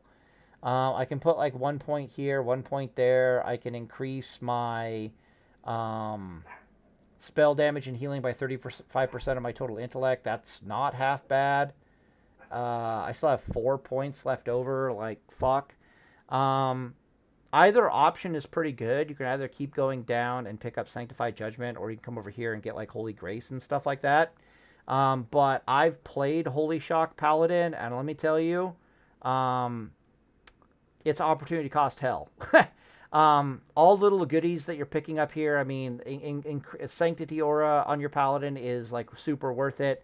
If you're asking like how much damage are you going to gain from Holy Guidance versus Sanctity Aura, they're pretty goddamn similar. It's not like a two-handed weapon specialization is going to increase the physical damage of your two-handed weapon. It's going to increase the spell damage done by your two-handed weapon. It's got like all your seals. It's also going to increase your judgment damage while wielding a two-handed weapon by 6%, just like it does in Classic World of Warcraft. Opportunity cost hell is the theme of TBC. And in my opinion, it is more efficient to go down here, get all the goodies on the way down to Sanctified Judgment, and then just have it, like, 85 additional MP5 from Sanctified Judgment. Even better than trying to put points in Vengeance. So, yeah. So, anyways, that's why you're bothering to come into the Retribution tree with that build. All right, let's reset this, although I think these are the talents that we literally put in for the prop build. And let's look at, I now officially call this Heal Reckoning. Back in the day, I would have called this Holy Reckoning, but this is literally Healing Reckoning for TBC. This TBC build is actually what gave me the idea for Healing Reckoning in Classic World of Warcraft. And you're going to see something incredibly familiar. You're going to see the 5 points put into Divine Intellect, and then the 3 points put into fucking Spiritual Focus. And then every other goddamn point we have, which is 36 of them, is going into the prot tree. 1, 2, 3, 1, 2. You can pick up kings if you want, don't have to. I'm not entirely sure if I want improved Righteous Fury or if I want points in toughness. I would have to think about that for TBC. Righteous Fury, what this does is basically when your Righteous Fury spell is active, all damage taken is reduced by 6% and increases the amount of threat generated by blah, right? It's not only is it an incredible utility talent, but reducing all damage taken by 6% is kind of amazing. The problem is that mages have spell steal in TBC, so they're just going to steal this thing off you before they turn you into a sheep and try to burst you. Or they'll turn you into a sheep and they'll just rip this thing off you. They don't give a crap. Purges are still everywhere. Priests can purge it off you. Shamans can purge it off of you.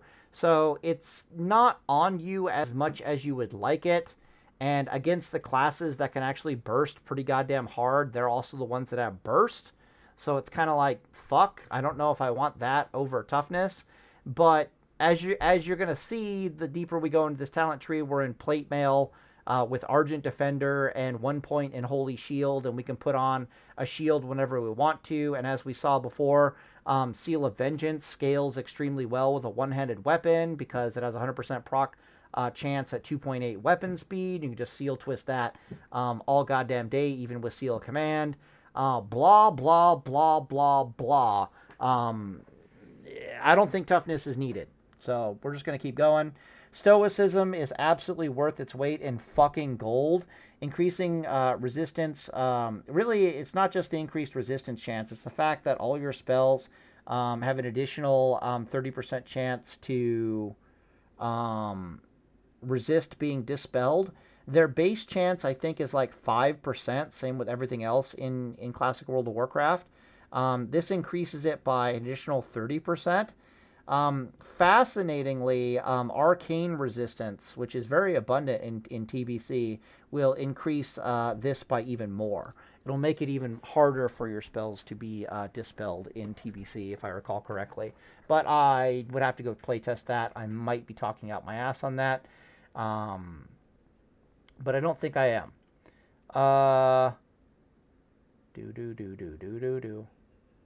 Right. Then we're picking up 3 points in improved concentration aura. This is because it is a heal reckoning build. This only gives us 42% spell pushback. This will make that like a 92% chance to avoid incoming spell pushback. I wish it was 100%. My Classic WoW Paladin does have 4 points over here and 2 points in improved concentration aura. I might try to do the same thing in TBC.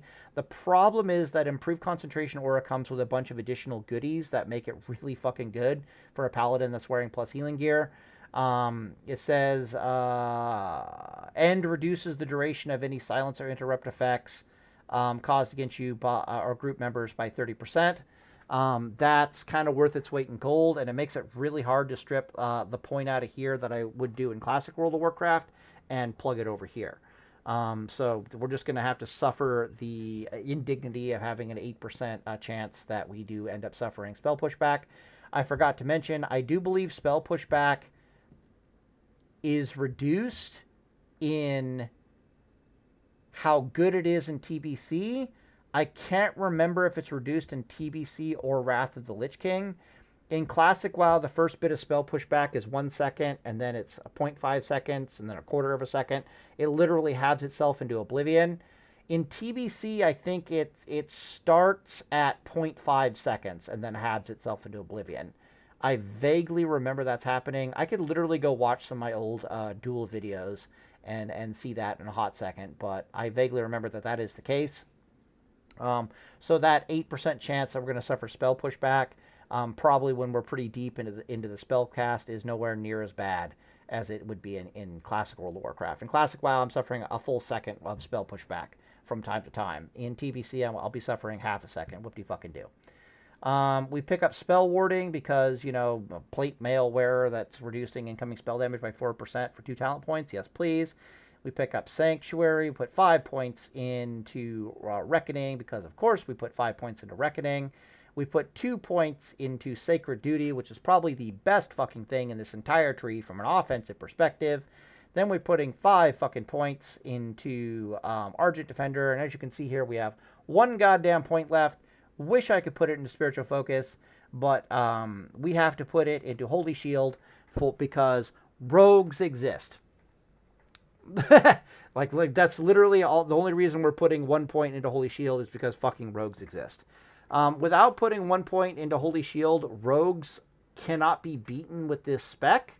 The moment we put 1 point into Holy Shield, and I really wish I had 2 points, I had an additional point into Improved Holy Shield for increasing the charges basically by 50% because this only has 4 charges. However, the moment we put 1 point into Holy Shield, rogues basically can't beat this build anymore. So yeah. Absolutely fucking amazing. Warriors even hate Holy Shield, so it's totally worth it to spend the point here for all the reasons that we talked about. Okay, so let's talk about why this build exists and all the synergies behind it. So As we saw in the other Paladin video, I think there's like 3 missing points from here. We're definitely picking up Seal of Command for the massive MP5 benefit that we get out of Seal of Command. Especially, we're going to be twisting happy little asses off since we don't have Crusader Strike. Suddenly we have 3 talent points left over.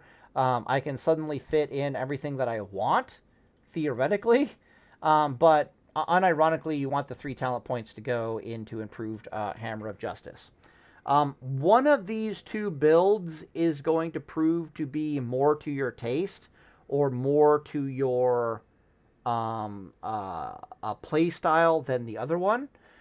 It might be a terrible idea not to have 3 points in improved Hammer of Justice, and instead putting them into eye for an eye in TBC. I really don't know which of these is actually better.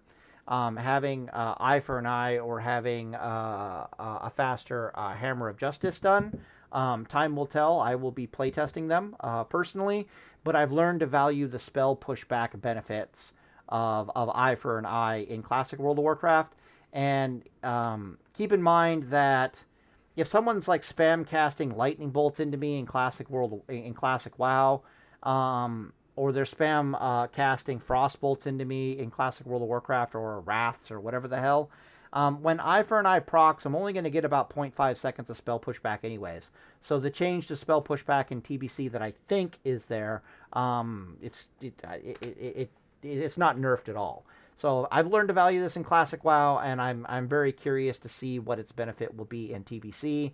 Can I live without while missing 3 points out of Hammer of Justice? We shall find out. Worst case scenario, I'll have to strip these 3 points out and put them back into the Hammer of Justice. But anyways, that's why that's there. Okay, so why is this build so insanely amazing? Okay, well, for one, we have Pursuit of Justice. So we are fast as fuck, boy. This lets us stick to people a hell of a lot better. It helps us reposition. It helps us run away. It helps us do all kinds of things a hell of a lot better than we otherwise could do. We have Seal of Command for the massive increase in MP5, letting us seal twist and letting us keep our damage rather extremely high. I didn't talk about it, but when you're wearing plus healing gear and your plus healing spell power gear, like 2/3, 1/3, and you're seal twisting your happy little ass off with Seal of Command and Seal of Vengeance, you will do about 80% of the DPS as I went all the way down and picked up Crusader Strike. I'm wearing a full retard gear that has no plus healing on it whatsoever, a GREAT Paladin. You'll pump out about 80% of their DPS, but you have so much more fucking utility. My wife is saying something. And so much more durability that it's absolutely fucking insane, on top of the fact that you can heal yourself. And then you start adding other elements into the mix here, which just make it objectively superior. Other elements like Reckoning is there. Reckoning more than makes up for that, whatever DPS difference there is between Paladin A and Paladin B. So now not only are you a Paladin that can heal, you're an incredibly mana-efficient Paladin. You're also a Paladin that does as much, if not more damage than the actual fucking DPS Paladin. Again, we exist in opportunity cost hell here, right? And this is starting to show its stripes. You have Stoicism. Stoicism, absolutely fucking amazing for helping keep things. Basically, you love your Seal of Vengeance, 5 out of 5 stacks. You really hate seeing people dispel them off and or dispel off your buffs super easily and yada yada yada. Stoicism being there is absolutely worth its weight in gold, helping with your Seal of Vengeance. The big elephant in the room is Argent Defender. Argent Defender is what allows you as a Paladin to survive shit that almost no other class in the game that can survive, on top of the fact that you have Bubble. You can, this spec here can literally be jumped on by 2 rogues, and you will survive quite comfortably until they can no longer keep you CC locked down, and you can suddenly start attacking them back and or doing shit. Doing shit like using your dwarf racial to heal instantaneously in their face and fucking laugh at them. and or start beating the shit out of them with reckoning basically being permanently active on you, and blah blah blah, and all the reflect damage from Holy Shield and yada yada yada. Argent Defender helps you survive double burst comps and double DPS comps in 2's arena like a motherfucker. This build here is the arena build. Okay, this build here is the arena build, especially for 2's and especially for 3's, and it's also incredibly powerful in 5's. Okay, Holy Shock starts to become really good in 5's when it's paired with 4 other Holy Shock Paladins, like unironically. So the Holy Shock build is, it's the Holy Shock build that actually, that's not even true. The Holy Shock build is only good in arena in 5's and only good when it is paired with 4 other Paladins. But to say it is good would be an understatement. It's actually fucking terrifying. Okay? This build here, when paired with 4 other Paladins using this build here, is even more terrifying because all the fuckers have Argent Defender and they all have Reckoning, which means you can't AoE on the comp without causing their DPS to literally go fucking Super Saiyan. But it gets worse. I'm saving the best for last. So anyways, so why this is the 2's comp is in 2's comp it's quite popular for people to run double DPS comps, and they'll basically try to CC the shit out of your partner while bursting the shit out of you as the paladin, right? They can't CC you because of a combination of bubble and cleansing, so they have to CC your ally and then try to burst the crap out of you. The Holy Shock Paladin or the Healing Paladin in general does not have the durability to survive double Rogue. It does not have the durability to survive double Mage. It probably doesn't have the durability to survive, like, a Priest bursting on you with another class, or an Elemental or a Resto Shaman bursting on you with another class, or like double Hunter or whatever the fuck. Because even when our enemies are wearing spell power, plus healing gear, they're still able to do a surprising amount of DPS. So, for example, like Hunter Priest is really popular. The Priest is the healer and the Hunter is the DPS. But they can CC and their battle plan is unironically to CC the shit out of your healer or your ally and burst the shit out of you, the Paladin. Because their fucking healer can actually not only heal like a Chad, but they can pump out a surprising amount of DPS the same way we are able to pump out a surprising amount of DPS in the healing gear. And Argent Defender basically just tells all that shit to go fuck themselves. The primary reason it tells all that shit to go fuck themselves is there are arena trinkets, like Arena Battle Master trinket, and like a Lightwell trinket or something like that. There are trinkets in the game that you click button and you basically get to heal yourself for like somewhere in the vicinity of like 2,000 HP. Okay? Well, when you're doing that, when Argent Defender is active, it's fucking terrifying for your enemies to try to deal with. Okay? So it's like, oh, I'm below 35% life. I now have a 30% damage reduction on top of all my other fucking damage reductions and my heavy plate mail. Okay, let me just fucking click buttons that start causing me to heal for, let me think, like 20% of my life each. Good fucking luck killing me. So, this thing is absolutely terrifying. The only thing that can put this thing in, the only burst comp that I know of in 2's that can put this paladin in the dirt, and you absolutely have to bubble against, is double palm pyro mage. Is the only thing that you actually have to have your head on a swivel for. But it's really hard for the mages to keep your ally sheeped, if that makes any sense, because you can just cleanse them out of it. So it's not like you don't have your friend around to help you deal with that comp. But 2 fire mages bursting on this paladin will kill the paladin before the paladin can bubble, I want to say 50% of the time. But if you're like quick on your bubble with the paladin, you can kind of survive it pretty easily. It's a really weird comp to fight against with this class because you need at least one of the mages to commit their Palm Pyro burst before you activate bubble. But if they get lucky with their crits, they could just delete you out of existence, right? Remember when I said that Fire Mage was one of the mages that you absolutely need fire resistance gear against, but you're not taking resistance gear when you go into the arena? Basically, if the Palm Pyro Mage gets lucky on their crits, they can still blow this Paladin out of the water even before you have a chance to bubble, especially with the additional damage coming from their partner who might not have used their burst cooldown yet, right? If they get lucky on their crits, you'll blow up even before you get a chance to bubble. But they have to get lucky. And if they don't get lucky, you just get to pop your bubble and ignore the fact that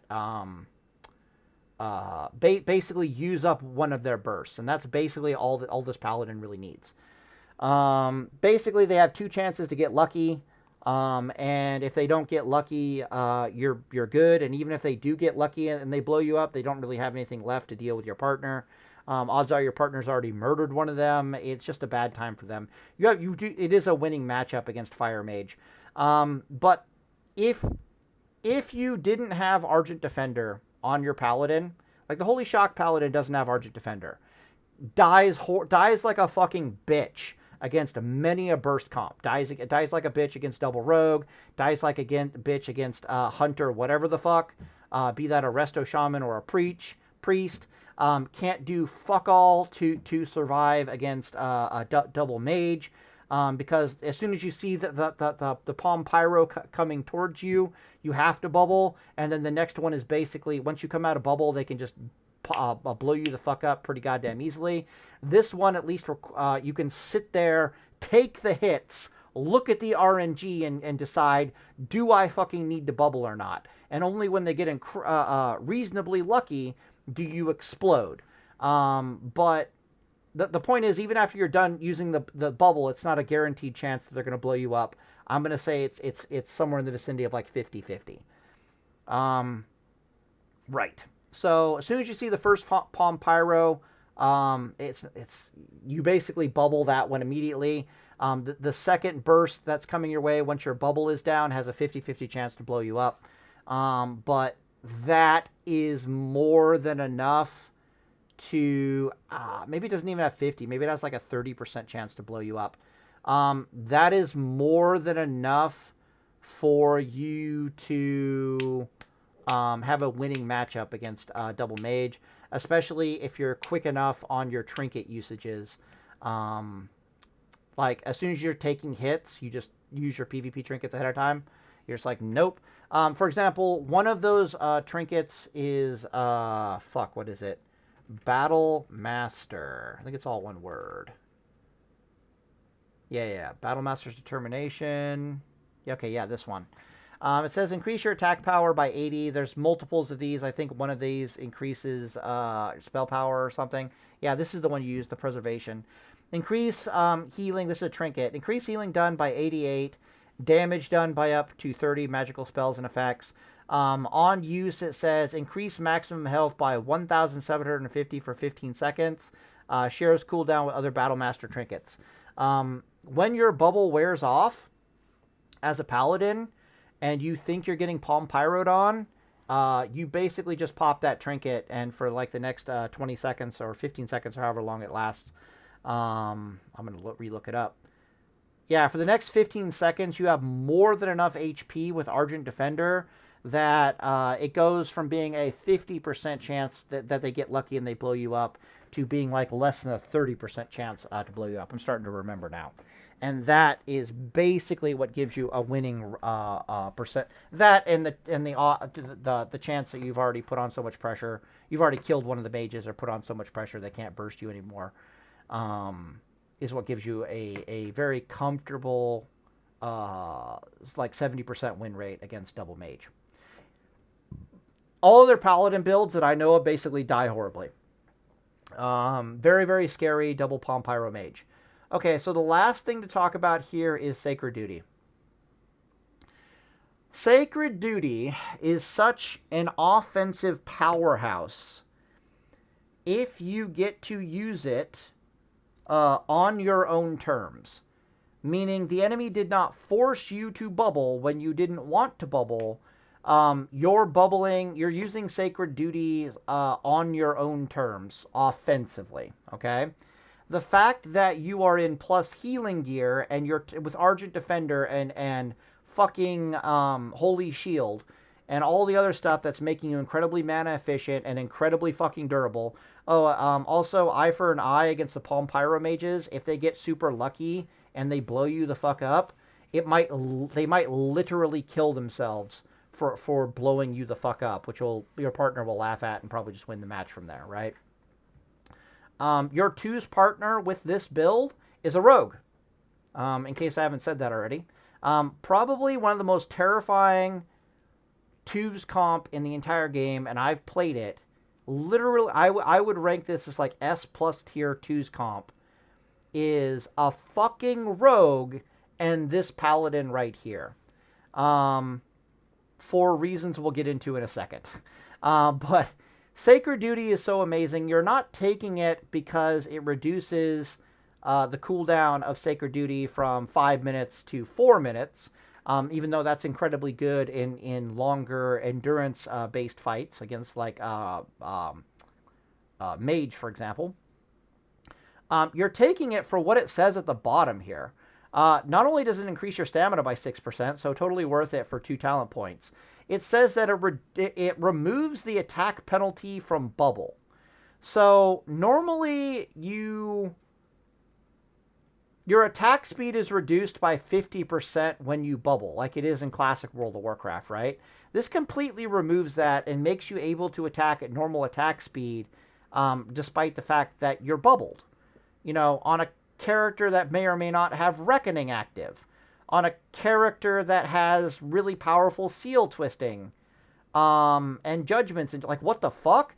This ability, Sacred Duty, is so powerful when used offensively that it makes wings in TBC look like a bad joke. Okay? What is wings in TBC? I want to say... what is the Paladin's wings ability? I gotta look it up down here. I can't remember. I can't remember its name. We just call it wings. Avenging Wrath. Okay, thank God. So, Avenging Wrath in TBC basically gives you forbearance for a fucking minute, which is like, okay, that's normal. But it increases all your damage by 30% for 20 seconds. The problem with Avenging Wrath is that it can be spell stolen by mages, it can be purged away from, dispelled by priests, it can be purged by shamans. Who else can remove fucking Avenging Wrath? Theoretically, a goddamn fell hunter can walk up and eat it off of you, although that's not going to happen because in TBC you have Turn Evil, which basically means you can cause warlock pets to run away in fear for 20 seconds. But it's the fact that this thing can be spell stolen away from you and shit that's absolutely, that kind of makes it hot garbage. And on top of the fact that it puts you on forbearance. Other than that, it would be fucking amazing. If it wasn't dispellable, it would be amazing. The fact that you can dispel it kind of makes it suck compared to what it used to be. But it's nothing compared to Sacred Duty. Sacred Duty, popping this thing, especially when Reckoning is active on your own terms, is absolutely, it's like a death sentence for your enemy. I've done the calculation on it with like your two-handed weapon. If you have a Reckoning that has recently procced, and then you just say fuck it and you pop Sacred Duty and you just start wailing on your enemy with seal twist after seal twist after seal twist, judgment after judgment, you'll do like 12,000 HP worth of damage, even to like a 40% armored target. And keep in mind, most enemies don't have that much HP in the game, so it's absolutely murderous how much damage you can do with Sacred Duty, and in conjunction with Reckoning. but usually you don't even bother using it with waiting for a reckoning charge to use Sacred Duty. The best way to use Sacred Duty is when you get your enemy in a position where if you're allowed to continue just auto attack DPSing them, seal twist after seal twist after seal twist, judgment after judgment, DPS into them, if they do not stop you somehow with like stuns or kiting or peeling or some shit like that, if you're allowed to just sit on them and just keep DPSing and they're gonna fucking die, this removes all hope from your enemy, basically, from them surviving what the fuck is about to happen. Okay? So many times in the arena, you and your rogue ally are doing so much fucking DPS to a single target that it basically forces them to throw something at the goddamn paladin in order to stop them. And if you just pop Sacred Duty and go, no, fuck you, I'm allowed to do my full fucking DPS for the next 12 goddamn seconds, it's basically a death sentence. All right, so I'll give you an example of Rogue, Paladin, and why it is so good, okay? So, the undisputed best twos comp in TBC is Druid Warlock. The second best undisputed comp in TBC, unironically, is Double Rogue. This is something we learned, I do believe, back in TBC back in the day, is that Double Rogue is an absolute nightmare comp that is kind of like the gatekeeper from it's actually Double Mage that gatekeeps you from getting into the higher ranks of Arena, but at the higher ranks of Arena, it's kind of chocked full of like Double Rogue and Warlock Druid, and a few other ones are up there. But the elephant in the room, the three comps you need to be really painfully aware of in TBC are Double fucking Mage, Double Rogue, and then a Resto Druid with a goddamn Soul Link Warlock. Okay? This comp, Rogue Paladin, shits on Double Rogue and beats it to death like it was a redheaded fucking stepchild. And it does this due to a combination of Holy Shield and Argent Defender. Sacred Duty also plays its part there. Even when they get you to bubble, your DPS is still absolutely fucking terrifying. But a combination of simply being a dwarf, and I wasn't even a dwarf back in the day. I was just a human paladin, and even I was kind of beating the pants off of Double Rogue comps. You're just so durable, they can't kill you in time before you can actually do something. And when that do something is, yeah, I'm going to start healing myself below 35% life, they can't even stop you from healing yourself when you, like, blind in TBC is physical. It's not magical. So you can just bop yourself and they can't even blind you. They can do something else to, like, give you spell pushback, but they can't spell lock you anymore. You're just stupidly fucking hard to kill. And Double Rogues just can't really do it. And by the time by the time they need you to be dead, and you are still far from dead as a paladin, your rogue friend is back in action. And he's not going to be back in action from being CC'd with like two healthy rogues, which is what happens to other paladins in this situation. Other paladins are either dead or they're barely hanging on to life, and both enemy rogues are still quite HP healthy. Your rogue ally is going to show up to one of the rogues being at 50% life or less. And the reason is for that is a combination of Reckoning doing its fucking job, your Judgment damage hitting pretty goddamn hard, and Holy Shield. So basically you're going to be doing so much fucking reflect damage to the rogues that one of the rogues is going to be at half life by the time your fellow rogue basically gives them the tap on the shoulder and the good news, right? Absolutely fucking terrifying. Oh, and Blessing of Sacrifice is a thing, you know, so they can't CC the rogue, they have to come after you. Oh, my bad. They can't CC you, they have to come after the rogue. Fuck. They can't CC you, so they have to CC the rogue and come after you. Okay, cool. So that's one way that this is a terrifying comp. We already talked about how it performs against double mage.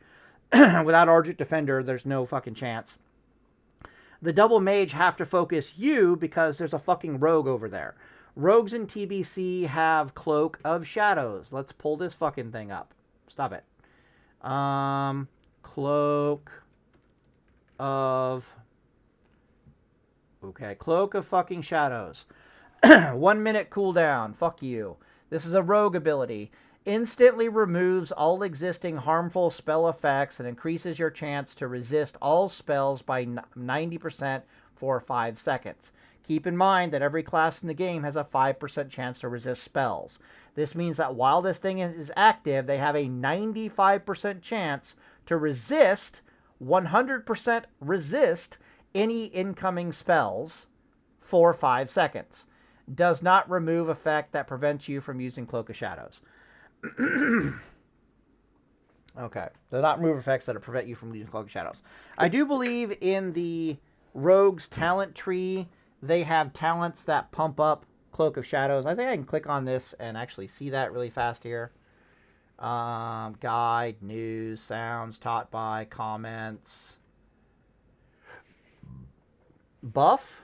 What? Okay. I dropped my thing from water. I can get that later. Why is it not telling me that you can be buffed by things? Comments. Currently live. Blah, blah, blah, blah, blah. Yada, yada, yada. Cloak of Shadows. Tooltip. Yada, yada, yada. Immune. Magic effect. Blah, blah, blah, blah. I swear to God it lasts longer than 5 seconds. The fact that it says 5 seconds makes me want to puke and go look at the rogue talent tree. Like, that's unironically what it makes me want to do. I'm like, no, no, no. You guys get something, somewhere, that increases the length of Cloak of Shadows. Maybe it's their PvP set bonus. Like, I really don't know. But something somewhere makes that Cloak of Shadows not last 5 fucking seconds, but more like 10. And because they have preparation, they have 2 of those fucking things. That means that for like 20 goddamn seconds and longer, when you get a really good rogue who knows what the hell he's doing. Where's my thingy? There it is. They're basically immune to spells for like a terrifyingly long period of time. It's really fucking annoying. So it's like the mages can't burst on the rogue because the rogue like starts invisible, which is a fucking problem. And really doesn't, and has Cloak of Shadows, which not only will, like, remove sheep. Let me see here. Is that how that works? Does it remove sheep? Instantly remove all existing harmful spell effects. Okay, yeah. So they can, like, Cloak of Shadows out of sheep, I guess, and be immune to sheep again for, like, a few minutes and, like, blah, blah, blah. Sheep only lasts 10 seconds in TVC, by the way. And it's just like, what the fuck?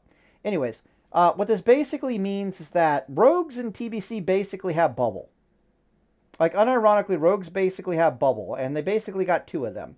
Because when you pair, like, a 10-second Cloak of Shadows in conjunction with, like, a 15-second or whatever the fuck, like, 90% chance evasion, which is what it is in TBC, because rogues have, like, a 28% chance to dodge attacks, basically just standing butt naked, with all the agility that they get on their gear.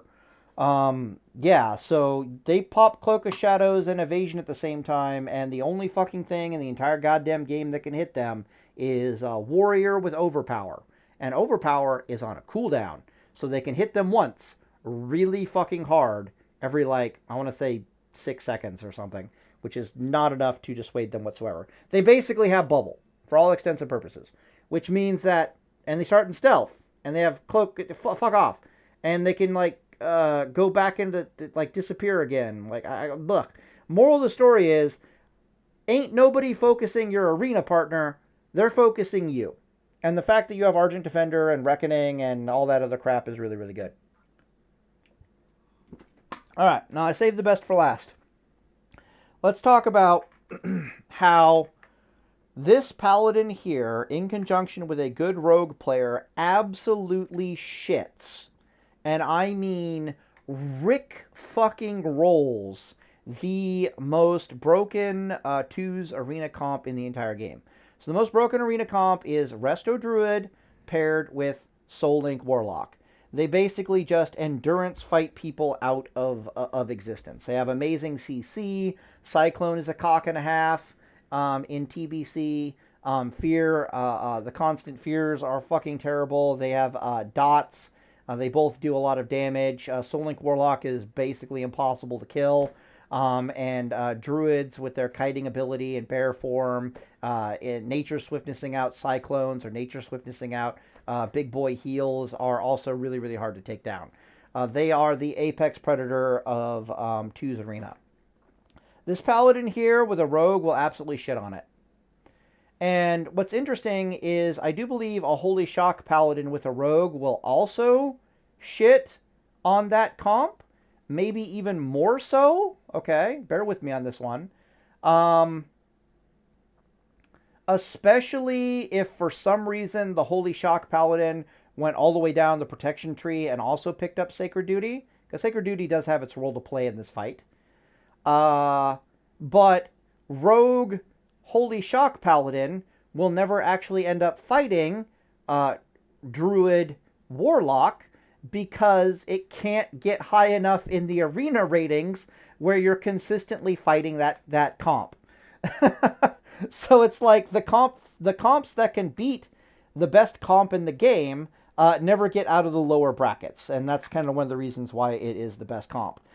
This paladin duo, however, spec and duo, can actually get high enough into the ranks to actually fight these guys, and man oh man do they shit all over them. So basically what happens is both rogue and paladin jump on the druid. They just jump on the druid. The paladin judges justice on the druid. They can't really dispel it off of them because the only thing that they have that can dispel is the fucking hunter pet. And you have the ability to fear the hunter pet for 20 fucking seconds. So usually they don't even have a Fellhound out. They'll have like a Voidwalker. I could be wrong about that. Maybe they do usually like a Fellhound. Or a Fell Hunter, I should say. I guess it is a Fellhound. Okay, whatever. But yeah, so that guy's not devouring magic anytime soon. Even if he could devour magic, you still have stoicism, so there's going to be a massive chance it doesn't work anyways. Worst case scenario, you throw a stun on the pet and then issue it a fear and just go from there. Basically, you just let your rogue friend jump on the druid, and your opening move is basically to judge justice on the druid, so that the druid can't use speed to get away from the rogue whatsoever. This forces the druid to turn into a teddy bear. Now, normally, a druid being a teddy bear is more than enough to cause them to survive against the attentions of a rogue for long enough that the rogue no longer has enough Cloak of Shadows charges that the warlock can start fearing them, or the druid can get a Nature's Swiftness Cyclone to stick on the rogue. Okay, that's normally how that plays out. The problem is that the druid also has the attentions of a spell power based paladin that is kind of bringing a shit ton of holy damage to this party. Okay, so even though he's in bear form and he's reasonably HP safe against the rogue, the paladin is going to rip his fucking face off. Remember when I said that against a 40% armored target, within 12 seconds, this paladin can do 12,000 HP damage to the enemy. The vast majority of that is spell power damage, obviously, and that just basically rips through the teddy bear's defenses. So the teddy bear is dying, and it's dying. About 60% of the damage being done to the teddy bear is actually coming from the fucking plus healing gear wearing paladin, which is actually kind of terrifying. So let's ask ourselves the following question now. What can the warlock do, who's basically free to do whatever the fuck he wants while this is going on, and also theoretically the druid do to stop the anal rapage that is happening to Senor Druid right now? And the answer is bubble exists and therefore fuck all. Okay? Literally, therefore fuck all. So you'll use like your PvP trinket on like the first fear that comes your way or the first cyclone that comes your way as a paladin. The next fear they get on you, you might have to bubble that off to continue DPSing the druid. But unlike normal paladins, when you bubble, your DPS isn't being cut in half. It's still 100% active, so they can't really even find solace from all this damage that's being done to them from the fact that the paladin is bubbled. While bubbled, the druid can't do anything. He can't cyclone the rogue because Cloak of Shadows 95% chance it'll resist, and even if he gets it to stick, I do believe activating Cloak of Shadows just removes the cyclone, and he has to come out of Teddy Bear to do that, so it has to be like a nature swiftness. Also, by the way, rogues can stack wound poison like a motherfucker. This is another reason why this comp is broken as shit. Wound poison very quickly stacks up a debuff that is incredibly difficult to dispel, that reduces healing effects by 50%. It's literally Mortal Strike. So he can't even go into human form and then nature swiftness out a big boy heal and then go back into Teddy Bear. He can't do that because his healing's being cut in half. Or he can, it'll just buy him like an extra 5 seconds of life or some shit like that. So anyways, the rogue and the paladin basically jump on the druid. He can't kite due to Judgment of Justice, and he gets his literal fucking face mauled off. And even if one of the... I've never seen it happen, but even if the rogue dies during this, whatever during killing the druid, or the paladin dies during killing the druid,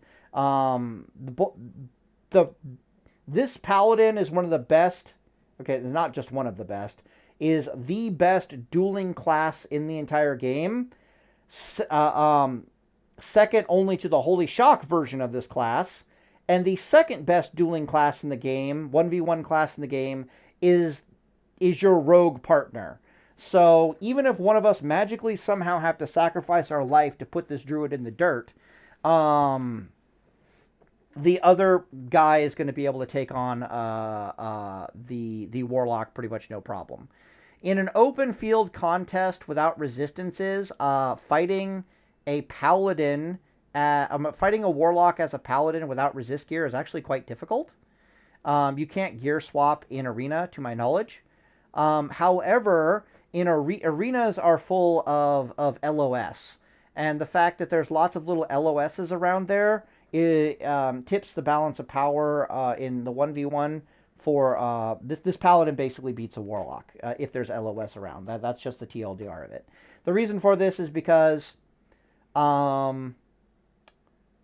it's much harder for the warlock to get a fear on the paladin. The paladin is doing a lot of chip damage just from judgment alone. So, you can run around the pillar, like judge damage on the warlock, run back to the pillar. If they do get a fear on you, it's usually nowhere near as bad because you're usually going to be feared into some LOS or some shit like that. So it's really hard for them to just stand still and cast Shadow Bolts into you. Also, it's an SL Warlock, and they tend to not do as much damage as their more damaging compatriots, which is usually what you fight in 1v1 duels. And you can fear their pet like super, super easily. There are some arenas that don't have enough LOS where the Warlock can kind of possibly win. But most of the arenas do have more than enough LOS that you'd survive that 1v1. But again, we're talking about... I've probably fought dozens of Druid, Rogue... no, my bad. Druid, Warlock, Doom comp before. And I cannot remember the last time I lost. And that should be saying something. I also can't remember the last time one of us died. I do think I died one time, but that was when we were halfway through killing the Warlock. So what happened was we killed the Druid, but I had to, we killed the Druid after my bubble had worn off. And I was still alive, but I was kind of beat to shit. And I wasn't able to heal myself. I could tell I wasn't able to heal myself back to full. I wouldn't be able to heal myself before I died, basically. So I turned on the Warlock and tried to do as much damage as possible before I finally got killed. But the Warlock was like half dead at that point for various reasons. I think what happened was I had a bunch of dots on me, and then the Warlock had actually got a fear to stick, and I had nothing to get it off. And the Warlock basically spent the remaining time ensuring that I died, if I recall correctly. But he had a rogue chewing on him the entire time. So I ended up dying, but he was half dead from the rogue. Maybe that's what happened. That sounds more reasonable. Otherwise, I have no idea why didn't just stop and heal my fucking self. Yeah. So Deus Vault, I guess. So this is your arena comp. When I'm in the open world, I prefer to use the Holy Shock comp, or not comp, the Holy Shock build. It's just a better 1v1er. It has better DPS for whatever the hell I'm doing out in the open world. It is an absolute monster. A few things about the Holy Shock build. Let's see here really fast. Go to this video really quick here. I have notes on it. They're probably right here. Okay, cool.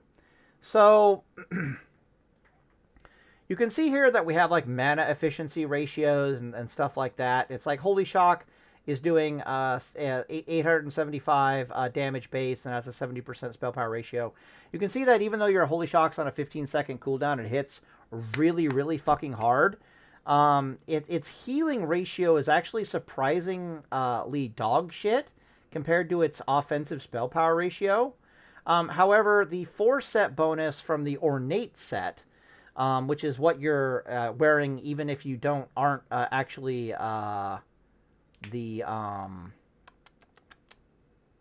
even if you don't have Holy Shock, you're still wearing enough Ornate set pieces that might not even be true. I'll have to think about that. But anyways, if you have 4 set bonus from the plus healing gear, it increases the healing of Holy Shock by 30%, and that's not additive, that's multiplicative. So it'll take the base damage and then add 40% of your plus healing spell power ratio to it, and then, oh, by the way, it will increase all of that by 30%. So what this very quickly means is that in 1v1 fights, you don't use Holy Shock to do damage, you use it to fucking heal yourself. And the reason why you use it to heal yourself is not only do you get more healing out of it than you get damage out of it, but when the fucking thing crits, it returns its mana back in full. And it is pretty mana, Holy Shock is pretty mana intensive on your character. And the one thing, as we talked about before, holding back the Holy Shock build is it is terrifyingly mana inefficient unless you specifically go out of your way to make it mana efficient. And one of the ways to make it mana efficient is use your Holy Shock to heal yourself.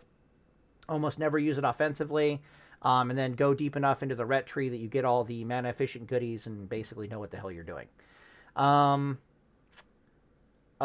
you use the ability offensively and it crits, unlike TBC, it doesn't, or unlike Classic WoW or maybe Wrath of the Lich King, it doesn't refund its mana, which is a really big downside to it. So if it crits offensively, doesn't refund its mana, really, really sucks. But it 100% refunds its mana and is totally worth it used defensively. All right, so that's that. I think I've said everything I want to talk about. And Deus Vault. Let's see, what else do we want here? Is there anything else? Anything else to talk about? Twos comp, blah, blah, blah, blah, blah.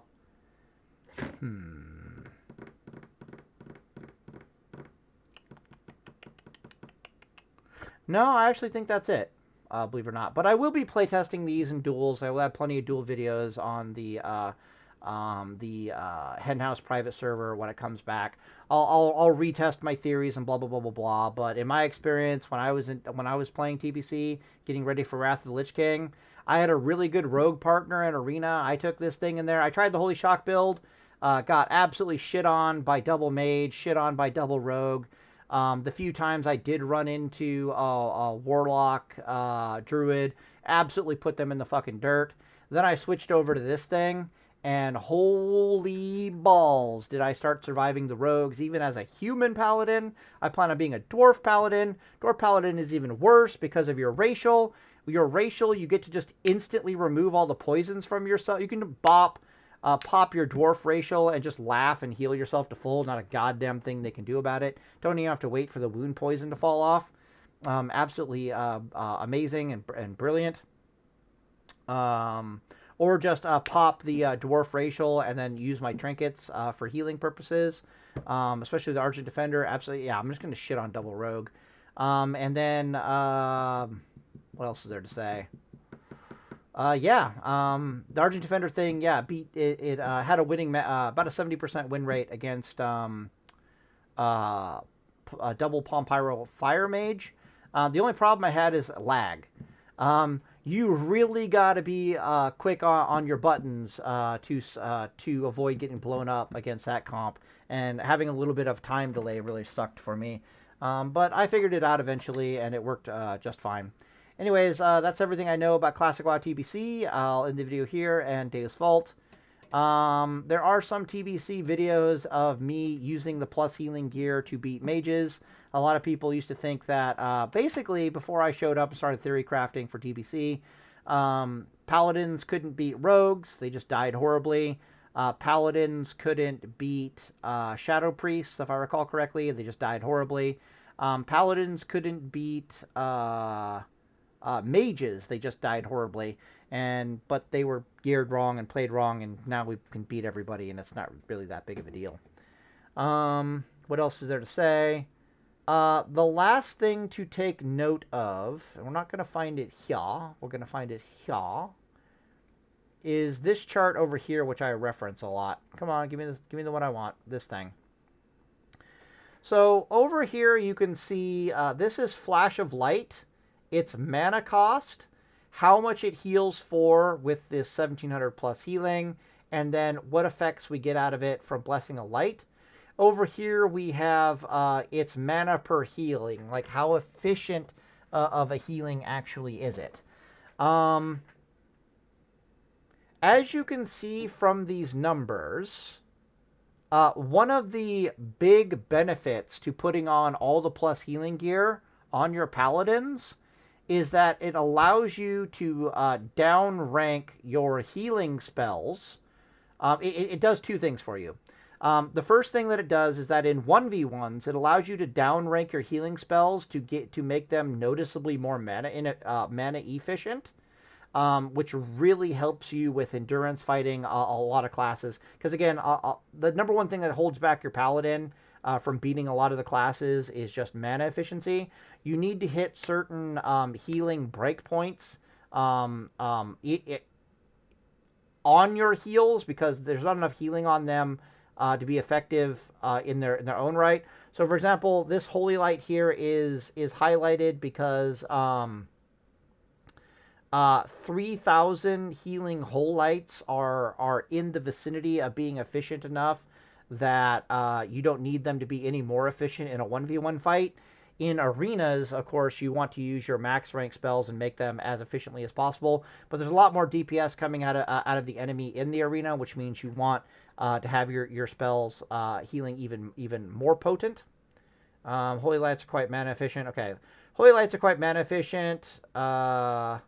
Should be used with Flash of Lights as much mana inefficient. Debatable if you should even use a Blessing of Light or some other seal such as Wisdom, MP5, or a Blessing of Sacrifice minus 80 damage taken. Right, okay, so those are my notes here. Healing Wep, that scales amount healing, plus 200 when below 50%. Okay, cool. That is a thing that exists in the game. Oh, right, I'm starting to remember. Okay, so here's the weird thing about Paladin healing, okay? You'll notice that the Holy Lights are not super mana efficient in TBC with plus healing gear, but the Flash of Lights are incredibly mana efficient with the plus healing gear, right? What this basically means is that we want to get enough of plus healing gear that we can basically use classic WoW's rank of Flash of Light to heal ourselves. Well, basically down rank as much as possible from what I'm seeing here. But we want to get to the point where we can just spam Flash of Light into ourselves and basically out-heal all incoming damage from enemy range classes, enemy spellcasters in a 1v1. And the reason for that is because our Flash of Lights are clearly almost twice as mana efficient as our Holy Lights. If we're stuck using Holy Light spam to heal ourselves, that's really bad for our overall mana efficiency. In arena combat, of course, we don't give a shit. We're going to use Holy Lights. The other elephant in the room with your Paladin is in TBC, there is a very strong relationship between the maximum amount of HP that you can have on your Paladin and how powerful how much you can heal with 2 Holy Lights. Because just like in classic World of Warcraft, you're only going to have enough time to like stun the target and put 2 Holy Lights into yourself, or let the target run away from you in a straight line, you put 2 Holy Lights in yourself before you have to press W and start chasing after them. There is no time for an additional Flash of Light or a third Holy Light in real PvP combat. You're going to be putting 2 fucking Holy Lights worth of healing into yourself, and then that's it. That's all you have to fucking work with. What this means is, like, for example, you can build the Paladin over here, and he actually does do it. So, let's see here. Let's go. About any class. Shut up. Fuck. What do we want? We want F11. That's right. F11. We want to go over here. Okay. So this Paladin, when it goes into arena, does not have 11,000 hit points like the one that I use in duels. This Paladin going into arena will have 13,000 hit points. He gears in such a way so that he has much thicker HP because he needs it to survive those stupid double burst comps. The 1v1 gearing of this Paladin, on the other hand, cannot support 13,000 fucking hit points. Basically what happens is I'll start the fight at 13,000 hit points, but then when I double Holy Light myself and press W, I'll be sitting somewhere in the vicinity of around 11,000 HP. Like, I can never actually climb back. I can never find the space in a fight to actually top off my mana bar ever again. It's essentially like I have the gear to support 13,000 hit points, but I don't have the plus healing to support 13,000 fucking hit points, which is why the class sacrifices the extra 2,000 hit points for just more MP5, more spell power, more plus healing. It's because that's the number that I can actually support consistently with 2 Holy Light heals. And you can kind of see it here, but in the arena, no, you go much thicker. You go in there as a much thicker boy. And we can kind of see that here really fast. So let's pull up the calculator. Let's look at our max rank Holy Light. So if I didn't have Blessing of Light up, I would be doing 3,500 healing. Let's do a Blessing of Light, because that's actually the one I've discovered that I most enjoy having on my Paladin, if possible. So 1,400, we're going to multiply that by 1.25. There we go. Why am I increasing this by 12.5%? Well, the answer is it has a 25% critical strike chance. And of course, when this thing crits, which is a pretty high critical strike chance, you must admit, when this thing crits, it's going to increase the healing by 50%. So there's a 25% chance to increase it by 50%. So I think that means there's a 25. All right, 1 second here. Let's do this. Let's go for. Let's do it manually. 4,150 times 1.5. Okay, so that's the crit. Then we're going to add 4,150 equals plus 4,150 equals plus 4,150 equals. Okay, and then we're going to divide this by 4. Okay, and that gives us the average healing amount. Okay, so it's whatever the hell that is. So basically what I did is 1 in 4 of my Holy Lights is going to crit. I know that that's going to be a plus 50%, so we factored that in. We basically got the number for the critical healing, and then I added 3 normal non-crit healing Holy Lights, and I divided by 4 to give me whatever the hell the net effect of that is. Is it doing much? No. Now I'm going to multiply that by 2, but it is the average amount that each of our Holy Lights is actually healing. And you can see that 2 Holy Lights on average will heal me for 9,337 HP. With Argent Defender, 3, okay, so 11,000 minus 9,336 or some shit like that. Okay, cool. You can see that if I had less than 1,665 HP, I would basically not be topped off by these 2 Holy Lights on average, right? With Argent Defender, you'll rarely see me drop below like 1,000 hit points. Maybe you'll have like 500 hit points at most or some shit like that, but you'll rarely see the Paladin drop below like 1,000 HP with Argent Defender. It's just barely within, yeah, so hopefully you can see what I mean. It's like there's no way I can keep up 13,000 HP. I can barely keep up 11,000 HP, and that's with Blessing of Light.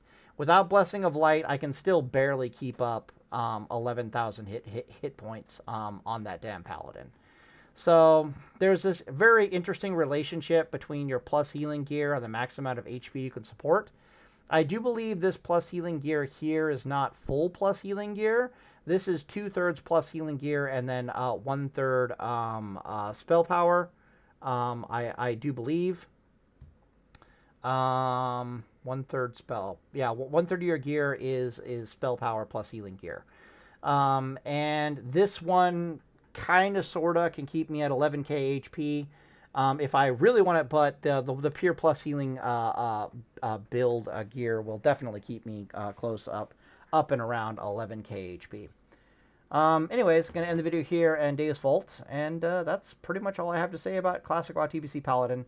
It's going to be a while before I make another video on Paladin here. I do have a Shaman video that I'm going to pop up here pretty soon.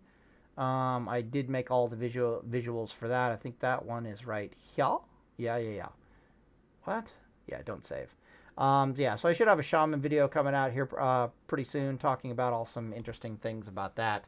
But unless you guys have questions about a TBC Paladin enough to make me want to make another video for some reason, we're just going to have to wait until you're seeing me beating the crap out of people on the HenHouse server and yada, yada, yada.